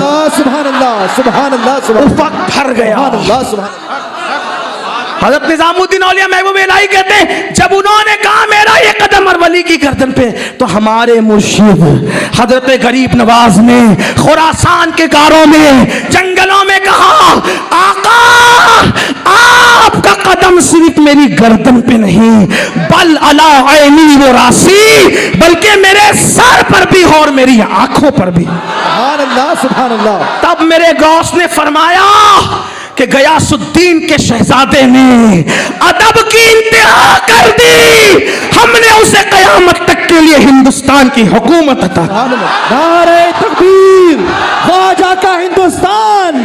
सुभान अल्लाह, सुभान अल्लाह। हुकूमत वक्त याद रखे, यहां तो कल दूसरा रहेगा, जमीन हिंदुस्तान का राजा हमारा ख्वाजा सदा रहेगा। सुभान अल्लाह, सुभान।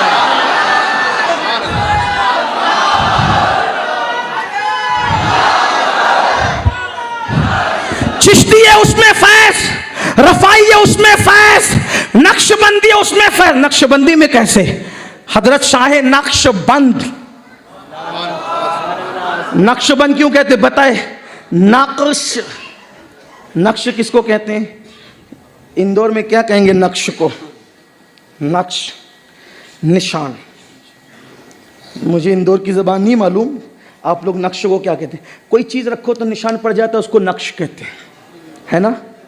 जैसे नक्शे पाए मुबारक है, छाप, छाप, नक्श। ये बहाउद्दीन सरकार को नक्शबंद क्यों कहा जाए? जो सारे नक्शबंदी वो नक्शबंद की बुनियाद पे क्यों है पता है? जब हजरत बहाउद्दीन नक्शबंद ने अपने पीर से कहा हजरत अल्लाह के नाम का रंग चढ़ाइए दिल पे,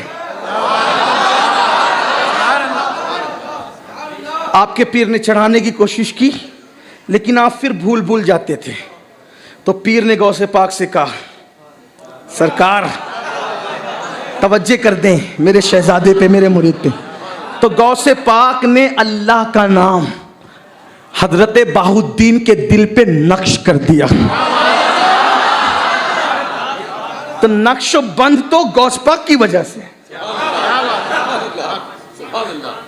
हालांकि उसको दौर में गौस पाक पर्दा फरमा गए थे, और शेख अब्दुल हक मुहद्दिस देहलवी कहते हैं गौस पाक कब्र से तसर्रुफ करते हैं जिंदों की तरह। उठाकर देख लो किताबें। बहरहाल मैं जल्दी जल्दी चलूं, बात खत्म करने को पहुंचाते हैं। मोहियुद्दीन क्यों है इस पर बात करते हैं और खत्म करते हैं। अल्लाह अकबर। तो 150 साल 157 साल पहले गौस पाक बुखारा की तरफ रुक करके कहते हैं यहां एक बाउद्दीन नाम का एक अल्लाह का वली पैदा होगा, मैं उसका हिस्सा भी दे करके जा रहा हूं। रफाई में उनका फैज, नक्शबंदियत में उसका, और सरवर्दियत तो क्या है, शेख शहाबुद्दीन उमर सरवर्दी मेरे गौस की दुआ से पैदा हुए। गौस पाक के खलीफा भी और डायरेक्ट गौस पाक के खलीफा भी है। ठीक, तो सारे सिलसिलों में तो अब मेरे इमाम इसको गुनगुनाते हैं, कहते हैं मजरे चिश्त बुखारा वो इराको अजमेर, मजरे चिश्त बुखारा वो इराको अजमेर, कौन सी किश्त पे बरसा नहीं झाला तेरा।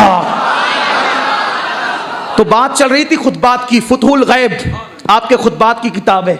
ठीक, शेख अब्दुल हक मुहद्दिस देहलवी ने सोचा है मुश्किल, इसकी तफसीर, इसकी तशरीह करनी चाहिए, शरह लिखनी चाहिए। जैसे ही फुतहुल गैब की शरह लिखने की बात आई पूरा वजूद कांप गया, हिम्मत नहीं कर पाए, खुतबात की शरह करने की हिम्मत नहीं कर पाए शेख अब्दुल हक मुहद्दिस देहलवी। फिर क्या हुआ पता है, शेख अबुल मुआली के पास गए और कहा कि हजरत आप इजाजत दिलाइए, गौस पाक इजाजत देंगे तो तब मैं फुतहुल गैब की शरह कर सकूंगा। शेख अबुल मुआली ने सिफारिश की, सिफारिश करने के बाद जब गौस पाक ने इजाजत दी तब इनका कलम चल सका।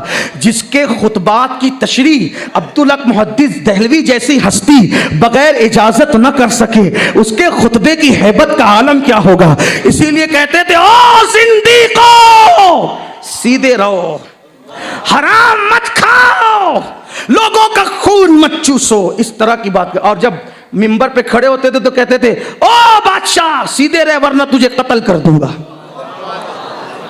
ये अंदाज था खुतबे का, कोई लाई लपेटी नहीं थी।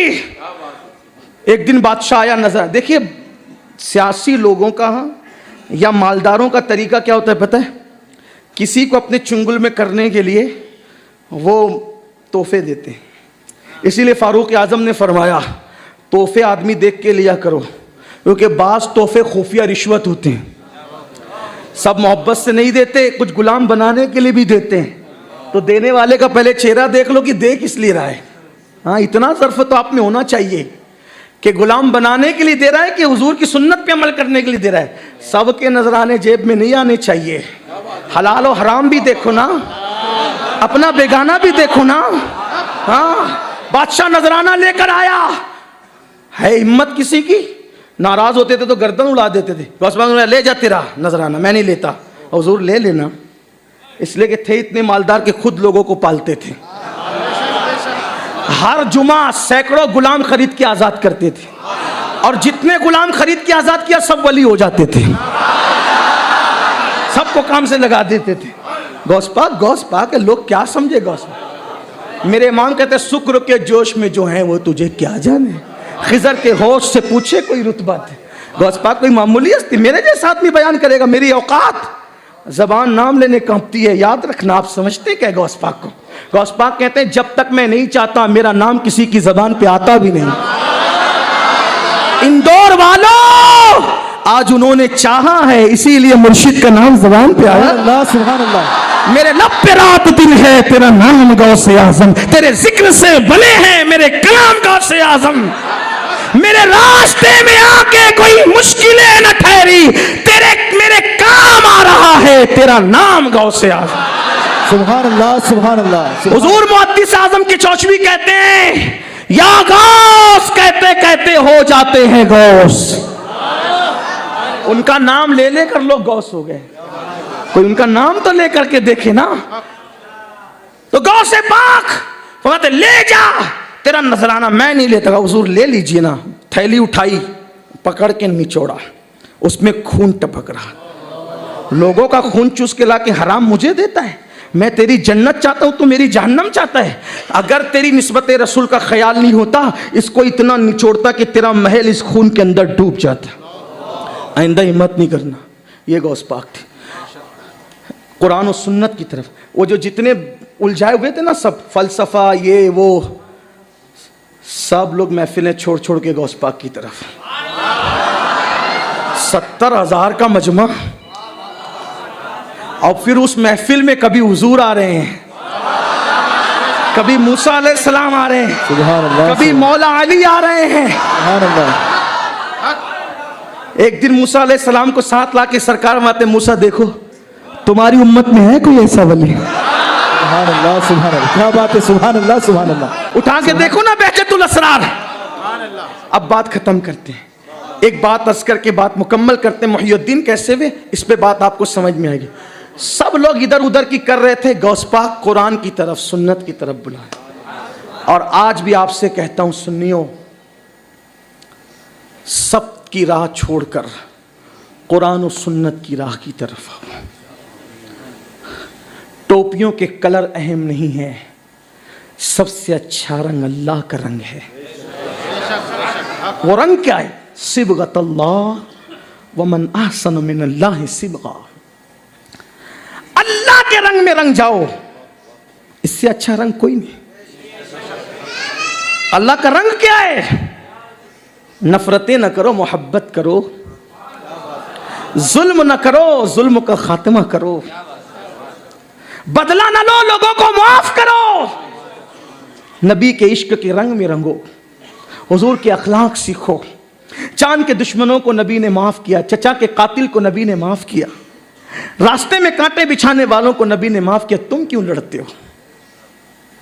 तुम क्यों झगड़ते हो?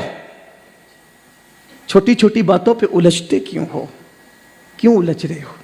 कुरान और सुन्नत की तरफ। जो मोमिन है, आशिक रसूल है, वो आपका भाई है। अगर वो आपसे लड़ते हैं, आप ना लड़ें। मेरे आका फरमाते हैं जो हक पे होकर लड़ाई से परहेज करेगा वो जन्नत में मेरे साथ रहेगा। लोग बुज़दिल कहेंगे तुम्हें, कहने दो, तुम कहना मैं नहीं लड़ता। क्यों? अपनी जात के लिए लड़ना कुत्तों का काम है, इंसानों का काम नहीं। सुभान अल्लाह। जो नबी के रंग में रंगा, बेशक बेशक, तवज्जे, जो नबी के रंग में रंगा, जो अल्लाह के रंग में रंगा, वो काफिर से भी अपने लिए नहीं लड़ता, मोमिन तो दूर की बात है। एक मिसाल बता दूं, बात खत्म करते हुए। मौला अली एक यहूदी के सीने पे बैठे हैं, जंग हो रही है, यहूदी नीचे, मौला अली ऊपर सीने पे। आपने तलवार उठाई कत्ल करने के लिए। उसने क्या किया? मौलाए कायनात के चेहरे पे थूकने की कोशिश की। मेरे अंदर हिम्मत नहीं कि मैं कहूं कि थूक दिया, वो और लोग कहेंगे, मैं नहीं कहता, इसलिए कि मेरे मौला का चेहरा ही ऐसा था। थूकने की कोशिश की और उस नापाक इरादे में उसने कामयाब होने की कोशिश की। उस नापाक इरादे में उसने कामयाब होने की कोशिश की। मौलाए कायनात उसके सीने से उतर गए, छोड़ दिया, उतर गए। तुम और मैं होता तो क्या होता? गर्दन काटने वाले थे, 3-4 टुकड़े और करते कि मेरे मुंह पे थूका, है ना? मौला अली उतर गए। क्यों? सिबगत अल्लाह, अल्लाह का रंग ऐसा होता है, इश्क रसूल का रंग ये होता है, दीन का रंग ये। उतर गए। यहूदी पूछता है, अली मुकम्मल कब्जा था, जब मैंने चेहरे पे थूकने की कोशिश की क्यों उतर गए? फरमाया अब तक अल्लाह के लिए लड़ रहा था, अब तक अल्लाह के लिए लड़ रहा था। जब चेहरे पे गुस्ताखी की कोशिश की तो मेरा साथी मामला बीच में आ गया। हम मोमिन हैं, अपने लिए नहीं लड़ते, अल्लाह के लिए लड़ते हैं। जब साथी मामला आया तू मेरा साथी दुश्मन हुआ, मैं उतर गया। उसने कहा अली कलमा पढ़ा और इस्लाम में दाखिल करो। सुभान अल्लाह, सुभान अल्लाह, सुभान अल्लाह, सुभान अल्लाह। यहां तो अपनी जात के लिए लड़ाइयां हैं, यहां तो अपनी जात के लिए बुत बने हो क्या? अपने आप को पुजवाना चाहते हो क्या? क्या हैसियत है अपनी? इंसान, कुरान कहता है, अपनी पैदाइश पे गौर कर ले। दौलत के नशे में मगरूर इंसान, नरम नरम बिस्तरों पे सो के मगरूर इंसान, अच्छी ग़िज़ाएं खा के तकब्बुर और घमंड करने वाले इंसान, फिरौन और नमरूद की बराबरी की कोशिश करने वाले इंसान, एक बार अपनी पैदाइश पे गौर कर ले, तो पैदा कैसे हुआ है? तो कुरान कहता है मिन नुत्फा, नापाक गंदे पानी से तुझे पैदा किया, एक कतरा लेकर जरा उसको देखना चेक करके, कैसे कैसे बदसूरत कीड़े उसके अंदर थे, उसी बदसूरत कीड़ों के में से एक कीड़े से तुम्हें पैदा किया। इतना घमंड दौलत पर, उसकी इस कीड़े की सूरत। अब तो साइंस तरक्की पर है ना, देखो ना आप, जिससे पैदा हुए जरा एक बार देख लो। कुरान ने जगह जगह का अपनी पैदाइश पे गौर कर। बड़ा घमंडी बनता है ना, बड़ा गुरूर है, मेरे लिए कोई खड़ा नहीं हुआ तो मैं उससे जंग करूंगा। तू है कौन? अल्लाह के रसूल फरमाते हैं, जो इस नीयत से महफिल में मफहूम हदीस है और ये तमन्ना करे कि लोग मेरे लिए खड़े हुआ करें, किसी जहन्नमी को देखना है तो उसको देख लो। अल्लाह, जो लोगों से ये तवक्को करता है कि लोग मेरे लिए खड़े हुआ करें, लोग खड़े होते हैं, उनका अपना मसला है। तू क्यों चाहता है खड़े होना? तू क्यों चाहता है कि लोग मेरी ताज़ीम करें? तू है क्या? अरे जो ताज़ीम के काबिल था वो अपने सहाबा से कहते थे मेरे लिए खड़े ना हुआ करो। हुजूर मना करते थे लेकिन सहाबा बराबर खड़े होते थे, क्योंकि जानते थे कि महबूब का हक यही है। लेकिन हुजूर मना करते थे और हम कोई खड़े ना हो, मेरे लिए खड़े नहीं हो। कौन है तू? अपनी पैदाइश पे गौर कर। दौलत के नशे में, हुस्न के नशे में कहां जा रहे हो? एक बार देखना जरूर, उस नुत्फे को देखना। साइंस तरक्की पर है ना, एक बार जरा देख तो लो। उस दौर में बहुत ज्यादा मुश्किल था ना कि कैसे पैदा हुए। आज तो साइंस तरक्की कर गई, देख लो इतना बदसूरत कीड़ा है। हमने भी स्कूल पढ़ने के दौर में देखा, लेकिन जब देखा था तब कुरान की आयत का इल्म नहीं था। जब कुरान की आयत का इल्म हो तो कहा वाकई यार कितना बदसूरत, ऐसा खतरनाक, डर लग रहा था देख करके। जिस उम्र में देखा डर लग रहा था। इस कीड़े से पैदा हुए, लेकिन अब सुनो, उस कीड़े से पैदा होने वाले, अब तेरी मरदूदियत और महबूबियत किस पर है? अगर तू अल्लाह को या राजी कर ले तो तू महबूब है और तू फरिश्तों से बेहतर है, और तू अल्लाह को राजी ना कर सके तो फिर कुत्ते तुझसे बेहतर। बाबा बुल्ले शाह कहते उठ बुलिया चल यार मना ले, वरना बाजी ले गए कुत्ते। तो अल्लाह को राजी करने की कोशिश करो। तो हुजूर गौसे पाक बात चली थी, खिताब करते हैं, लोगों को सुधारते हैं, इनकलाब। अब जब लोगों की महफिलें सुनी हो गई, ख़त्म, यहाँ हज़ारों का मजमा, तो कुछ लोगों ने प्रोपेगेंडा शुरू करना किया, ये इनको क्या आता, इनको क्या आता, इनको क्या आता।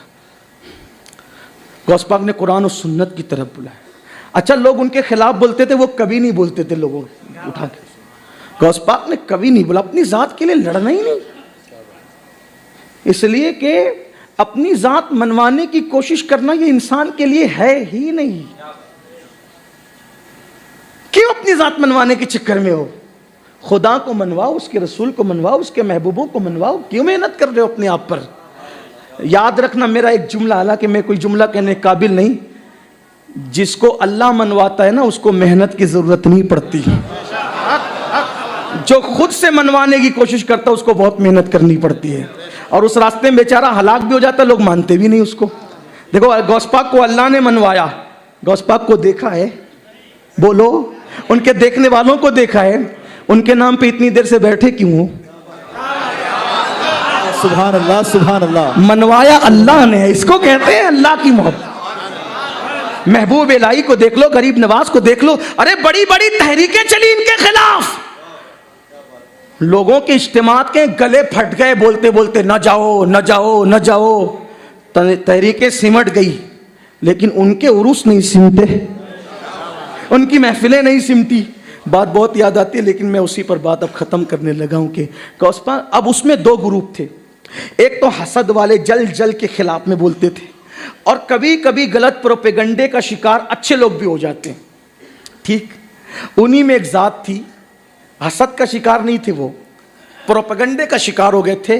अल्लामा इब्नुल जौज़ी गौस पाक के खिलाफ बोलते थे, उन्हें क्या आता है, वो कुरान और सुन्नत क्या जानते हैं, वगैरह वगैरह। और गौस पाक के एक मुरीद उनके पास पढ़ने आते थे, गौस पाक के एक मुरीद पढ़ने आते थे, उनके पास खिलाफ में बोलते रहते थे खिलाफ। एक बात याद रखना, जो किसी की गीबत करता है ना, उससे बड़ा बुज़दिल कोई नहीं। जब आदमी किसी का कुछ कर नहीं सकता तो गीबत ही करता है। हाँ, और गीबत जिना से बदतर है, इसलिए याद रखना। इमाम आज़म कहते हैं मुझे यकीन है मेरा अल्लाह मुझे बख्श देगा। कहा क्यों? कहा मैंने जिंदगी में कभी किसी की गीबत ही नहीं की। हाँ, गीबत से बचो, गिबत ज़िना से बदतर है। मत बोला करो किसी के खिलाफ, यानी किसी से मुराद जो नबी का वफादार है। बात तो समझ रहे ना? क्या बात है भाई, सुन्नी आवाम को बहुत अच्छी समझ है। सुभान। नबी के वफादारों के खिलाफ न बोला करो, नहीं बोलना। कुरान ने जिनके खिलाफ बोला है, सूरह मुनाफिकून नाजिल की है, उनके बारे में बोलने में अल्लाह की सुन्नत है।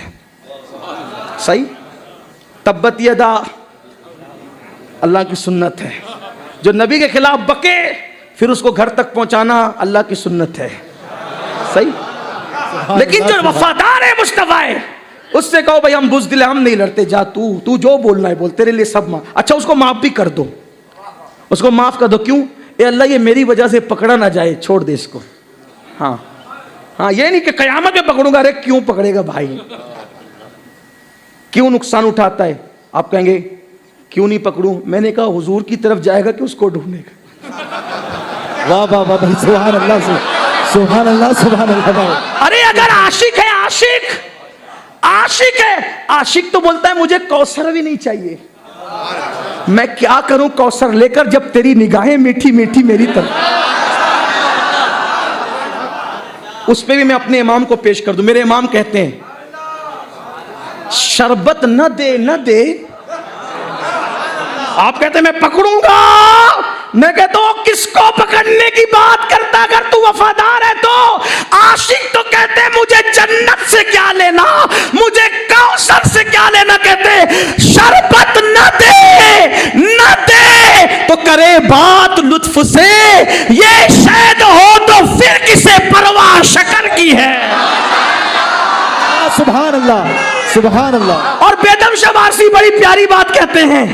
क्या कहते? सुने, कहते अजब तमाशा हो मैदान हश्र में बेदम। मैंने कहा था जब आप थक जाएंगे तो इशारा कर देना, अब आपका इशारा हो रहा है। सुभान अल्लाह, सुभान अल्लाह, सुभान। बेदम कहते हैं अजब तमाशा हो मैदान हश्र में बेदम, कि सब हो पेशे खुदा। यही बात देखने की होती है ना। अजब तमाशा हो मैदान हश्र में बेदम, कि सब हो पेशे खुदा और मैं रूबरू रसूल। सुभान अल्लाह, सुभान अल्लाह, सब हो पेशे। सुभान अल्लाह। शरबत न दे तो करे बात लुत्फ से, ये शायद हो तो फिर किसे परवाह शकर की। मैं पकड़ूंगा। मैंने कहा छोड़, अल्लाह उसको माफ करे। उसका काम था बकबक करना, तेरा काम था माफ करना। यही तो आशिक रसूल की पहचान है। अपने लिए ना लड़ा करो, सुन्नी सुन्नी एक रहो। सिलसिले के नाम पे, मदरसों के नाम पे, तहरीकों के नाम पे, टोपियों के रंगों के नाम पे, रुमाल के रंगों के नाम पे क्या लगा रखा है? हम सब एक हैं। हुजूर के सारे वफादार। मेरे इमाम कहते हैं एक मेरा ही रहमत में दावा नहीं, शाह की सारी उम्मत पे लाखों सलाम। फिक्रे रजा तो ये ना, शाह की पूरी उम्मत को हयात लेके चलो, कायनात लेके चलो, चलो तो सारे जमाने को साथ ले। अरे सुन्नियों की कदर जानो। अगर ओहद पहाड़ से हुजूर प्यार करें तो उसकी ज़ियारत के लिए जाते हो। हुजूर ने ओहद से ज्यादा तो उम्मत से प्यार किया है। ओहद के लिए थोड़ी पूरी रात रोए, उम्मत के लिए पूरी रात रोए। तो ओहद को ज़ियारत के लिए जाते हो और उम्मत से लड़ते हो, ये कौन सा इश्क है? अरे और इनको न देख उनको देख, है ना, इन्हें न देख उन्हें देख। यार के लिए सब गवारा कर, बस यार खुश हो जाए। आप कहते हो ना है बड़ा बदमाश, लेकिन करूं क्या, मेरा भाई है। अगर इसको घर से निकालूंगा तो माँ नाराज होगी, उसका दिल दुखेगा। अरे माँ की वजह से भाई से प्यार करता है, नबी की वजह से सुन्नी से प्यार कर। सुभान अल्लाह, सुभान अल्लाह। आपस में मोहब्बत कर, मोहब्बतों को आम करो, सलाम को आम करो, प्यार दो, गिव एंड टेक। प्यार दोगे प्यार मिलेगा, कुछ दोगे तो कुछ मिलेगा। तो बात दूर निकली। अल्लामा इब्नुल जौज़ी खिलाफ में बोलते हैं, क्या आता उनको वगैरह वगैरह। और गौस पाक के मुरीद थे वो कादरी, कुछ नहीं बोलते थे। एक दिन उन्होंने कहा, हज़रत आप हमारे पीर साहब के बारे में बोलते रहते हैं, कभी वो आपके बारे में नहीं बोलते। एक अल्लाह वाले की पहचान है, वो किसी के चक्कर में नहीं पड़ता। क्यों? इसलिए कि उसको यार की यारी से फुर्सत नहीं मिलती। वो बेकारी की तरफ कब जाएगा, उसको किसी से लेना देना। मेरे दादा मुर्शिद हुजूर मुफ्ती आजम कहते हैं, मुझे अपनी रहमत से तू अपना कर ले, सिवा तेरे सबसे किनारा करूंगा। दो आलम से करती है बेगाना दिल को, अजब चीज है लज्जते आशनाई। जिसको यार का पता मिलता है आदमी दोनों तरफ से किनारा कश हो जाता है। कहता मैंने करना क्या, यार जो मिल गया है। शायर गुलशन कौन देखे दश्त तैबा छोड़ के, सूबे जन्नत कौन जाए दर तुम्हारा। मेरे पीर तो आपके बारे में कुछ बोलते ही नहीं, आप बोलते रहते। आपने कभी उनको देखा? नहीं। मिले? देखा? तकरीर सुनी? नहीं। एक बार चले ना, तवज्जो करना, एक बार चले ना जरा। अब वो इब्नुल जौजी 500 किताबों के मुसन्निफ, पूरी जिंदगी पढ़ने पढ़ाने, लेकिन कादरी गुलाम ने तैयार कर लिया। चले। कहते हैं कि इब्नुल जौजी जब गौस पाक की महफिल में गए तो चेहरा छुपा कर, कोई देख न ले, कोई देख न ले। क्यों? इतना बड़ा खतीब, इतना बड़ा अदीब, इतना बड़ा मुफस्सिर कुरान, भाई किसी की महफिल में जाए तो लोग हज़रत आप किधर, आप तो रोकते थे ना जाना। हाँ आप किधर है ना, ये हो सकता था ना, हो सकता था। लेकिन वो गए और गौस पाक की महफिल में 70,000 का मजमा, और करामत पहला बंदा जो सुन रहा है वो आखिरी सुन रहा है। अच्छा हम लोग क्या करते हैं, उन्वान तय रहता है अपना। जैसे अभी आज उन्वान तय था क्या, गौस पाक और इस्लाह माशरा, फिर भी इधर उधर गाड़ी पटरी से उतरती रहती है तैयारी करके आने के बाद भी। बल्कि कभी कभी तो ऐसा भी होता है कि पूरी तकरीर हो जाती है, आयत का तर्जुमे का भी मौका नहीं आता, जैसे आज हो रहा है। सही है ना, जैसे आज हो रहा है। ये पढ़े लिखे लोग जो नहीं होते वो ऐसे ही करते जैसे मैं कर रहा हूँ। पढ़े लिखे लोग का अच्छा उन्वान तय, फिर भी आयत का तर्जुमा नहीं। आखिरी में आएंगे तो पढ़ देंगे तर्जुमा, क्या कि आज मौका नहीं मिला इस पे बोलने का, इंशाल्लाह आइंदा बुलाइएगा, फिर बोलेंगे। सुभान अल्लाह, सुभान अस्तगफिरुल्लाह, इन्ना लिल्लाहि व इन्ना इलैहि राजिऊन। क्या हो रहा है? अल्लाह हमारे हाल पे रहे, मेरे हाल पे रहम करे, हम सब के हाल पे रहम करे। अल्लाह हम सब के हाल पे करम फरमाए। लेकिन गौस पाक की महफिल जो होती थी, आप फरमाते थे कारी साहब पढ़ो, उन्वान तय नहीं होता था, और कारी जो आयत पढ़ता था गौस पाक उसी पे तकरीर शुरू करते, इधर उधर की नहीं, कुरान का तर्जुमा, उसकी तफसीर, उसी पे बात होती थी। अब सुनिए, इब्नुल जौजी बैठे हैं, कारी को कहा पढ़ कुरान, उसने पढ़ा, आयत पढ़ी, गौस पाक ने तर्जुमा किया, पहली तफसीर बयान की। उलमा से पूछो एक एक आयत की 70 हज़ार तफसीरें कितनी हैं? 70 हज़ार, वो भी ज़ाहिरी, ये बातिनी तो और ही अलग। ठीक। और गौस पाक जब खिताब करते थे तो कैसे खुतबा पढ़ते थे? अल्हम्दुलिल्लाह, फिर दोबारा कहते थे अल्हम्दुलिल्लाह। लोग कहते थे 2 बार क्यों कहते हैं? कहा जब मैं पहली बार कहता हूं ना अल्हम्दुलिल्लाह, तो पूरी दुनिया के औलिया सारे काम छोड़कर, सारे काम छोड़ के बैठ जाते। अब गौस पाक का खिताब शुरू हो रहा है।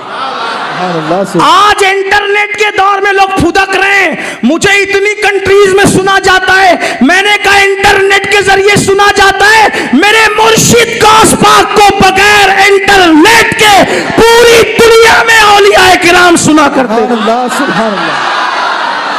बल्कि ऐसा भी होता था, एक बुजुर्ग थे जो दायरा बनाते थे, फरमाते थे चलो आओ बैठो, गौस पाक के बयान का वक्त शुरू हो रहा है, जो दायरे के अंदर आके बैठेगा उसको गौस पाक का बयान सुनाई देगा। आलमी दावत, आलमी खिताब, कई मुल्कों तक लाइव नश्र होता था। हाँ, और बल्कि एक बात बताऊं, सिर्फ लोग देखते नहीं थे, सुनते नहीं थे, देखते भी थे। दलील पेश कर दूं, गौस पाक खिताब कर रहे थे, खिताब करते करते अमामे का ये पेज, एक पेज ऐसे गिर हो गया। जैसे ही हुआ, मैं जब ये रिवायत पढ़ता हूँ अपने मुर्शिद की गुलामी में मैं खुद खींच लेता हूँ, कहीं बेअदबी ना हो जाए, मैं खुद खींच लेता हूँ। उनका नीचे आए और अपना ऊपर रहे, गुलाम की औकात क्या। हाँ।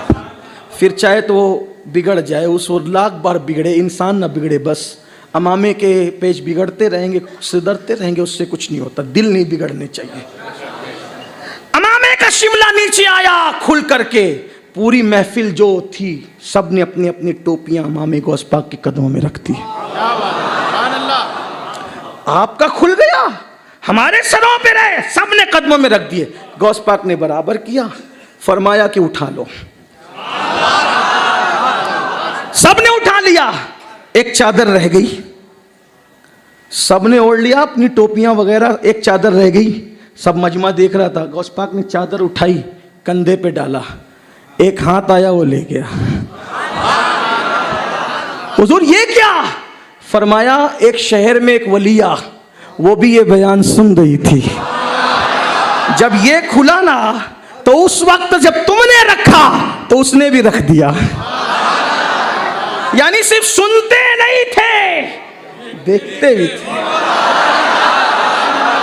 सुभान लोग अल्लाह, क्या सुभान घमंड करते हैं, मुझे इतने मुल्कों में सुना जा रहा है। मैंने कहा उस दौर में सुनाया मेरे मुर्शिद ने, दीन को जिंदा करने वाले शेख अब्दुल कादिर ने सुनाया भी, दिखाया भी। अल्लाह अकबर। और उसके बाद जिन्नात भी होते थे महफिल, फरिश्ते भी होते थे, फरिश्ते भी। और आपने सुना खुद सैयदुल अंबिया भी आते। एक मर्तबा गौस पाक का बयान हो रहा था, शेख अली इब्ने एतीस हो गए, आंख लग गई। जब से मैंने रियायत पढ़ी ना, लोग मेरे बयान में सोते हैं, मुझे गुस्सा नहीं आता। मेरे बयान में क्यों सो रहे? मैं कहा यार अब्दुल कादिर के बयान में सोते थे, मैं तो कादरी हूँ। सोने दो, क्या है, कोई बात नहीं, सो जा। सो रहे थे, गौस पाक मिंबर छोड़े, आकर खड़े हो गए। आँख खुली, मुर्शिद को देखा, खड़ा पाया, गए मिंबर में बयान शुरू किया। पूरा मजमा हैरान। भाई एक आदमी तकरीर छोड़ के किसी एक की तरफ देखे तो होगा क्या? जरा सोचो ना, है उसकी तो हालत ही खराब होनी है ना। है मुझे देखे तो सारा मजमा उनको देखने लगा। जब मजमा महफिल खत्म हुई तो कहा हुजूर आप मुरीद के सामने, खलीफा के सामने हाथ बांध के खड़े हो गए, पूछो इससे क्यों खड़े हुआ? लोगों ने पूछा अली इब्ने एती क्या देख रहे थे? कहा कि हुजूर तशरीफ लाए थे। सुभान अल्लाह, मुस्कुरा के फरमाया ये सोते सोते देख रहा था, मैं जागते जागते देख रहा। सुभान अल्लाह, सुभान अल्लाह। ये गौस की शान है, शेख अब्दुल कादिर जिलानी की शान है। और ये एक बार नहीं कई बार की बातें हैं। तो बहरहाल हजरत अल्लामा इब्नुल जौजी महफिल में आए हैं। गौस पाक ने आयत पढ़ी, तर्जुमा पढ़ा, तफसीर बयान की। वो कादरी बाजू में बैठा था, देखा। इब्नुल जौजी ने कहा मुझे मालूम है ये कोई नई बात नहीं, इसलिए कि तकरीर जब होती है तो उलमा को सब पता होता है ना कि क्या बात हो रही। आयत पढ़ो तो उलमा कहते हैं हाँ सुभान अल्लाह, यानी समझ गए कि होना क्या है, क्योंकि इन्हें सब पता। अवाम की मालूमात में इजाफा होगा ना, ये उलमा तो इससे बढ़ के जानते हैं। हमने क्या उनकी मालूमात में इजाफा, कुछ नहीं करना है। तो मुझे मालूम है। दूसरी तफसीर बयान की, उन्होंने देखा, यही पता है। तीसरी यही पता, 11 बयान की, सब पे गर्दन हिलाई, मुझे मालूम है। जब 12वीं से शुरू किया ना, जिंदाबाद जिंदाबाद, सुभान अल्लाह। 12वीं से शुरू किया, 13वीं 14वीं 15वीं 16वीं 17वीं 18वीं 19वीं 20वीं 21वीं 22वीं, अब इब्नुल जौजी जैसा 11 के बाद गर्दन झुकाता जा रहा है। पूरी जिंदगी कुरान पढ़ते पढ़ाते गुजर गई, लेकिन मुझे ये पता नहीं चला। मुल्ला अली कारी की तहकीक के मुताबिक कुरान की एक आयत की 40 तफसीरें बयान की और 20 लोगों ने 70 तक की बात की है। इब्नुल जौजी की गर्दन झुक गई। फिर उसके बाद गौस पाक कहते हैं जो बयान हुआ वो थोड़ा है, जो बाकी रह गया ज्यादा है। अरे काल को छोड़ो और अब हाल की तरफ आओ। जब हाल की बात, पूरा मजमा खड़े हो गया। कोई कपड़े फाड़ रहा है, कोई आलमे वक्त में है, कोई वक्त की कैफियत में है, कोई वक्त के आलम में है, कोई मर रहा है, कोई बेहोश हो रहा है। पूरे मजमे पे हंगामा है। वो कादरी उस हंगामे में देखता है इब्नुल जौजी किधर है। जब देखा तो गौस पाक के कदम पकड़कर इब्नुल जौजी कहते सुभान अल्लाह, सुभान अल्लाह अकबर। क्या कहते हैं पता है? क्या कहते हैं? बिस्यार खूबा दीद अम लेकिन तू चीजें दी गरी। बहुत ढूंढा लेकिन तू तो अलग ही चीज है। ऐसे आपने इनकलाब बपा किया। फिर गौस पाक की मेहनतों से वो जो खुद साख्ता जन्नत थी उसका खात्मा हुआ, नशे का खात्मा हुआ, नमाजी बने, गौस पाक ने अफराद तैयार किए और गौस पाक फिर इस तरह मुहियुद्दीन हुए। एक बार जा रहे थे रास्ते से, एक बीमार को पड़े देखा, वो कहता अस्सलाम अलैकुम अब्दुल कादिर मेरी मदद करो। उस वक्त तो गौस पाक गए, देखा ये गिरा पड़ा आदमी, कमज़ोर सा आदमी, हाथ पकड़ा, उठाया तो हैरत हुई, अचानक मोटा ताज़ा हो गया। गौस पाक ने कहा अरे, उसने कहा मैं इंसान नहीं हूँ, मैं आपके नाना का दीन हूँ, मरने वाला था, आपने सहारा देकर मुझे बचा लिया। आप मुहियुद्दीन है, मुहियुद्दीन। ये बात अकेले में हो रही। गौस पाक उस दिन नंगे पैर जा रहे थे, चप्पल भी पैरों में नहीं थी। क्या कहा? आप मुहियुद्दीन है, मुहियुद्दीन। ये लक़ब किसने दिया? दीन ने दिया। मुहियुद्दीन है, मुहियुद्दीन। अकेले में ये वाक़या हुआ। फरमाते जुमा का दिन था, मैं मस्जिद गया, एक बंदे ने कहा अस्सलामु अलैका या मुहियुद्दीन। फिर मैंने देखा कि पूरा मजमा दौड़ पड़ और कहा अस्सलामु अलैका या मुहियुद्दीन। मुहियुद्दीन कहने लगे, हालांकि आज से पहले मुझे मुहियुद्दीन किसी ने नहीं कहा था। उसके बाद लोग मुहियुद्दीन कह के पुकारने लगे। लोग कहते हैं गौस पाक मुजद्दिद नहीं, मैं कहता हूँ कहाँ तोलते हो? मुजद्दिद तो हर सदी में 4, 6, 10, 20 पैदा होते हैं। हालांकि वो भी बड़ा इंतखाब है अल्लाह का, वो छोटा मोटा मनसब नहीं है, लेकिन आप तोल रहे हो गौस पाक को। वो मुजद्दिद नहीं, मैं कहता हूँ मुजद्दिद तो क़यामत तक आएंगे, लेकिन मुहियुद्दीन अब कभी नहीं आ सकता। ये है मेरे मुर्शिद गौस पाक की शान। इसीलिए गरीब नवाज ने कहा है ईसा अलैहिस्सलाम ने मुर्दों को जिंदा किया, आपने तो दीन को जिंदा किया। इसीलिए दुनिया आपको मुहियुद्दीन कह के पुकारती है। गौस पाक कहते हैं मेरा मुरीद बन जा, क्योंकि जो मेरा मुरीद होगा मैं दुनिया में भी उसकी हिमायत करूंगा, कब्र में भी उसकी हिमायत करूंगा और महशर में भी उसकी हिमायत करूंगा। जो मुझसे मोहब्बत करेगा उस पर मेरा साया ऐसे है जैसे आसमान का साया जमीन पे है। और फरमाया मेरे अल्लाह ने मुझसे वादा किया है कि उस वक्त तक वो मुझे जन्नत में नहीं भेजेगा जब तक मेरे सारे कादरी गुलामों को मेरे साथ जन्नत में दाखिल नहीं फरमाएगा। कादरी हूँ, शुक्र है रब्बे कदीर का, दामन है मेरे हाथ में पीराने पीर का। अल्लाह गौस पाक की निस्बत में सलामत रखे। गुफ्तगू के दरमियान कोई गलती हो तो अल्लाह माफ़ फरमाए। अस्तगफिरुल्लाह रब्बी मिन कुल्लि ज़ंबि व अतूबु इलैह।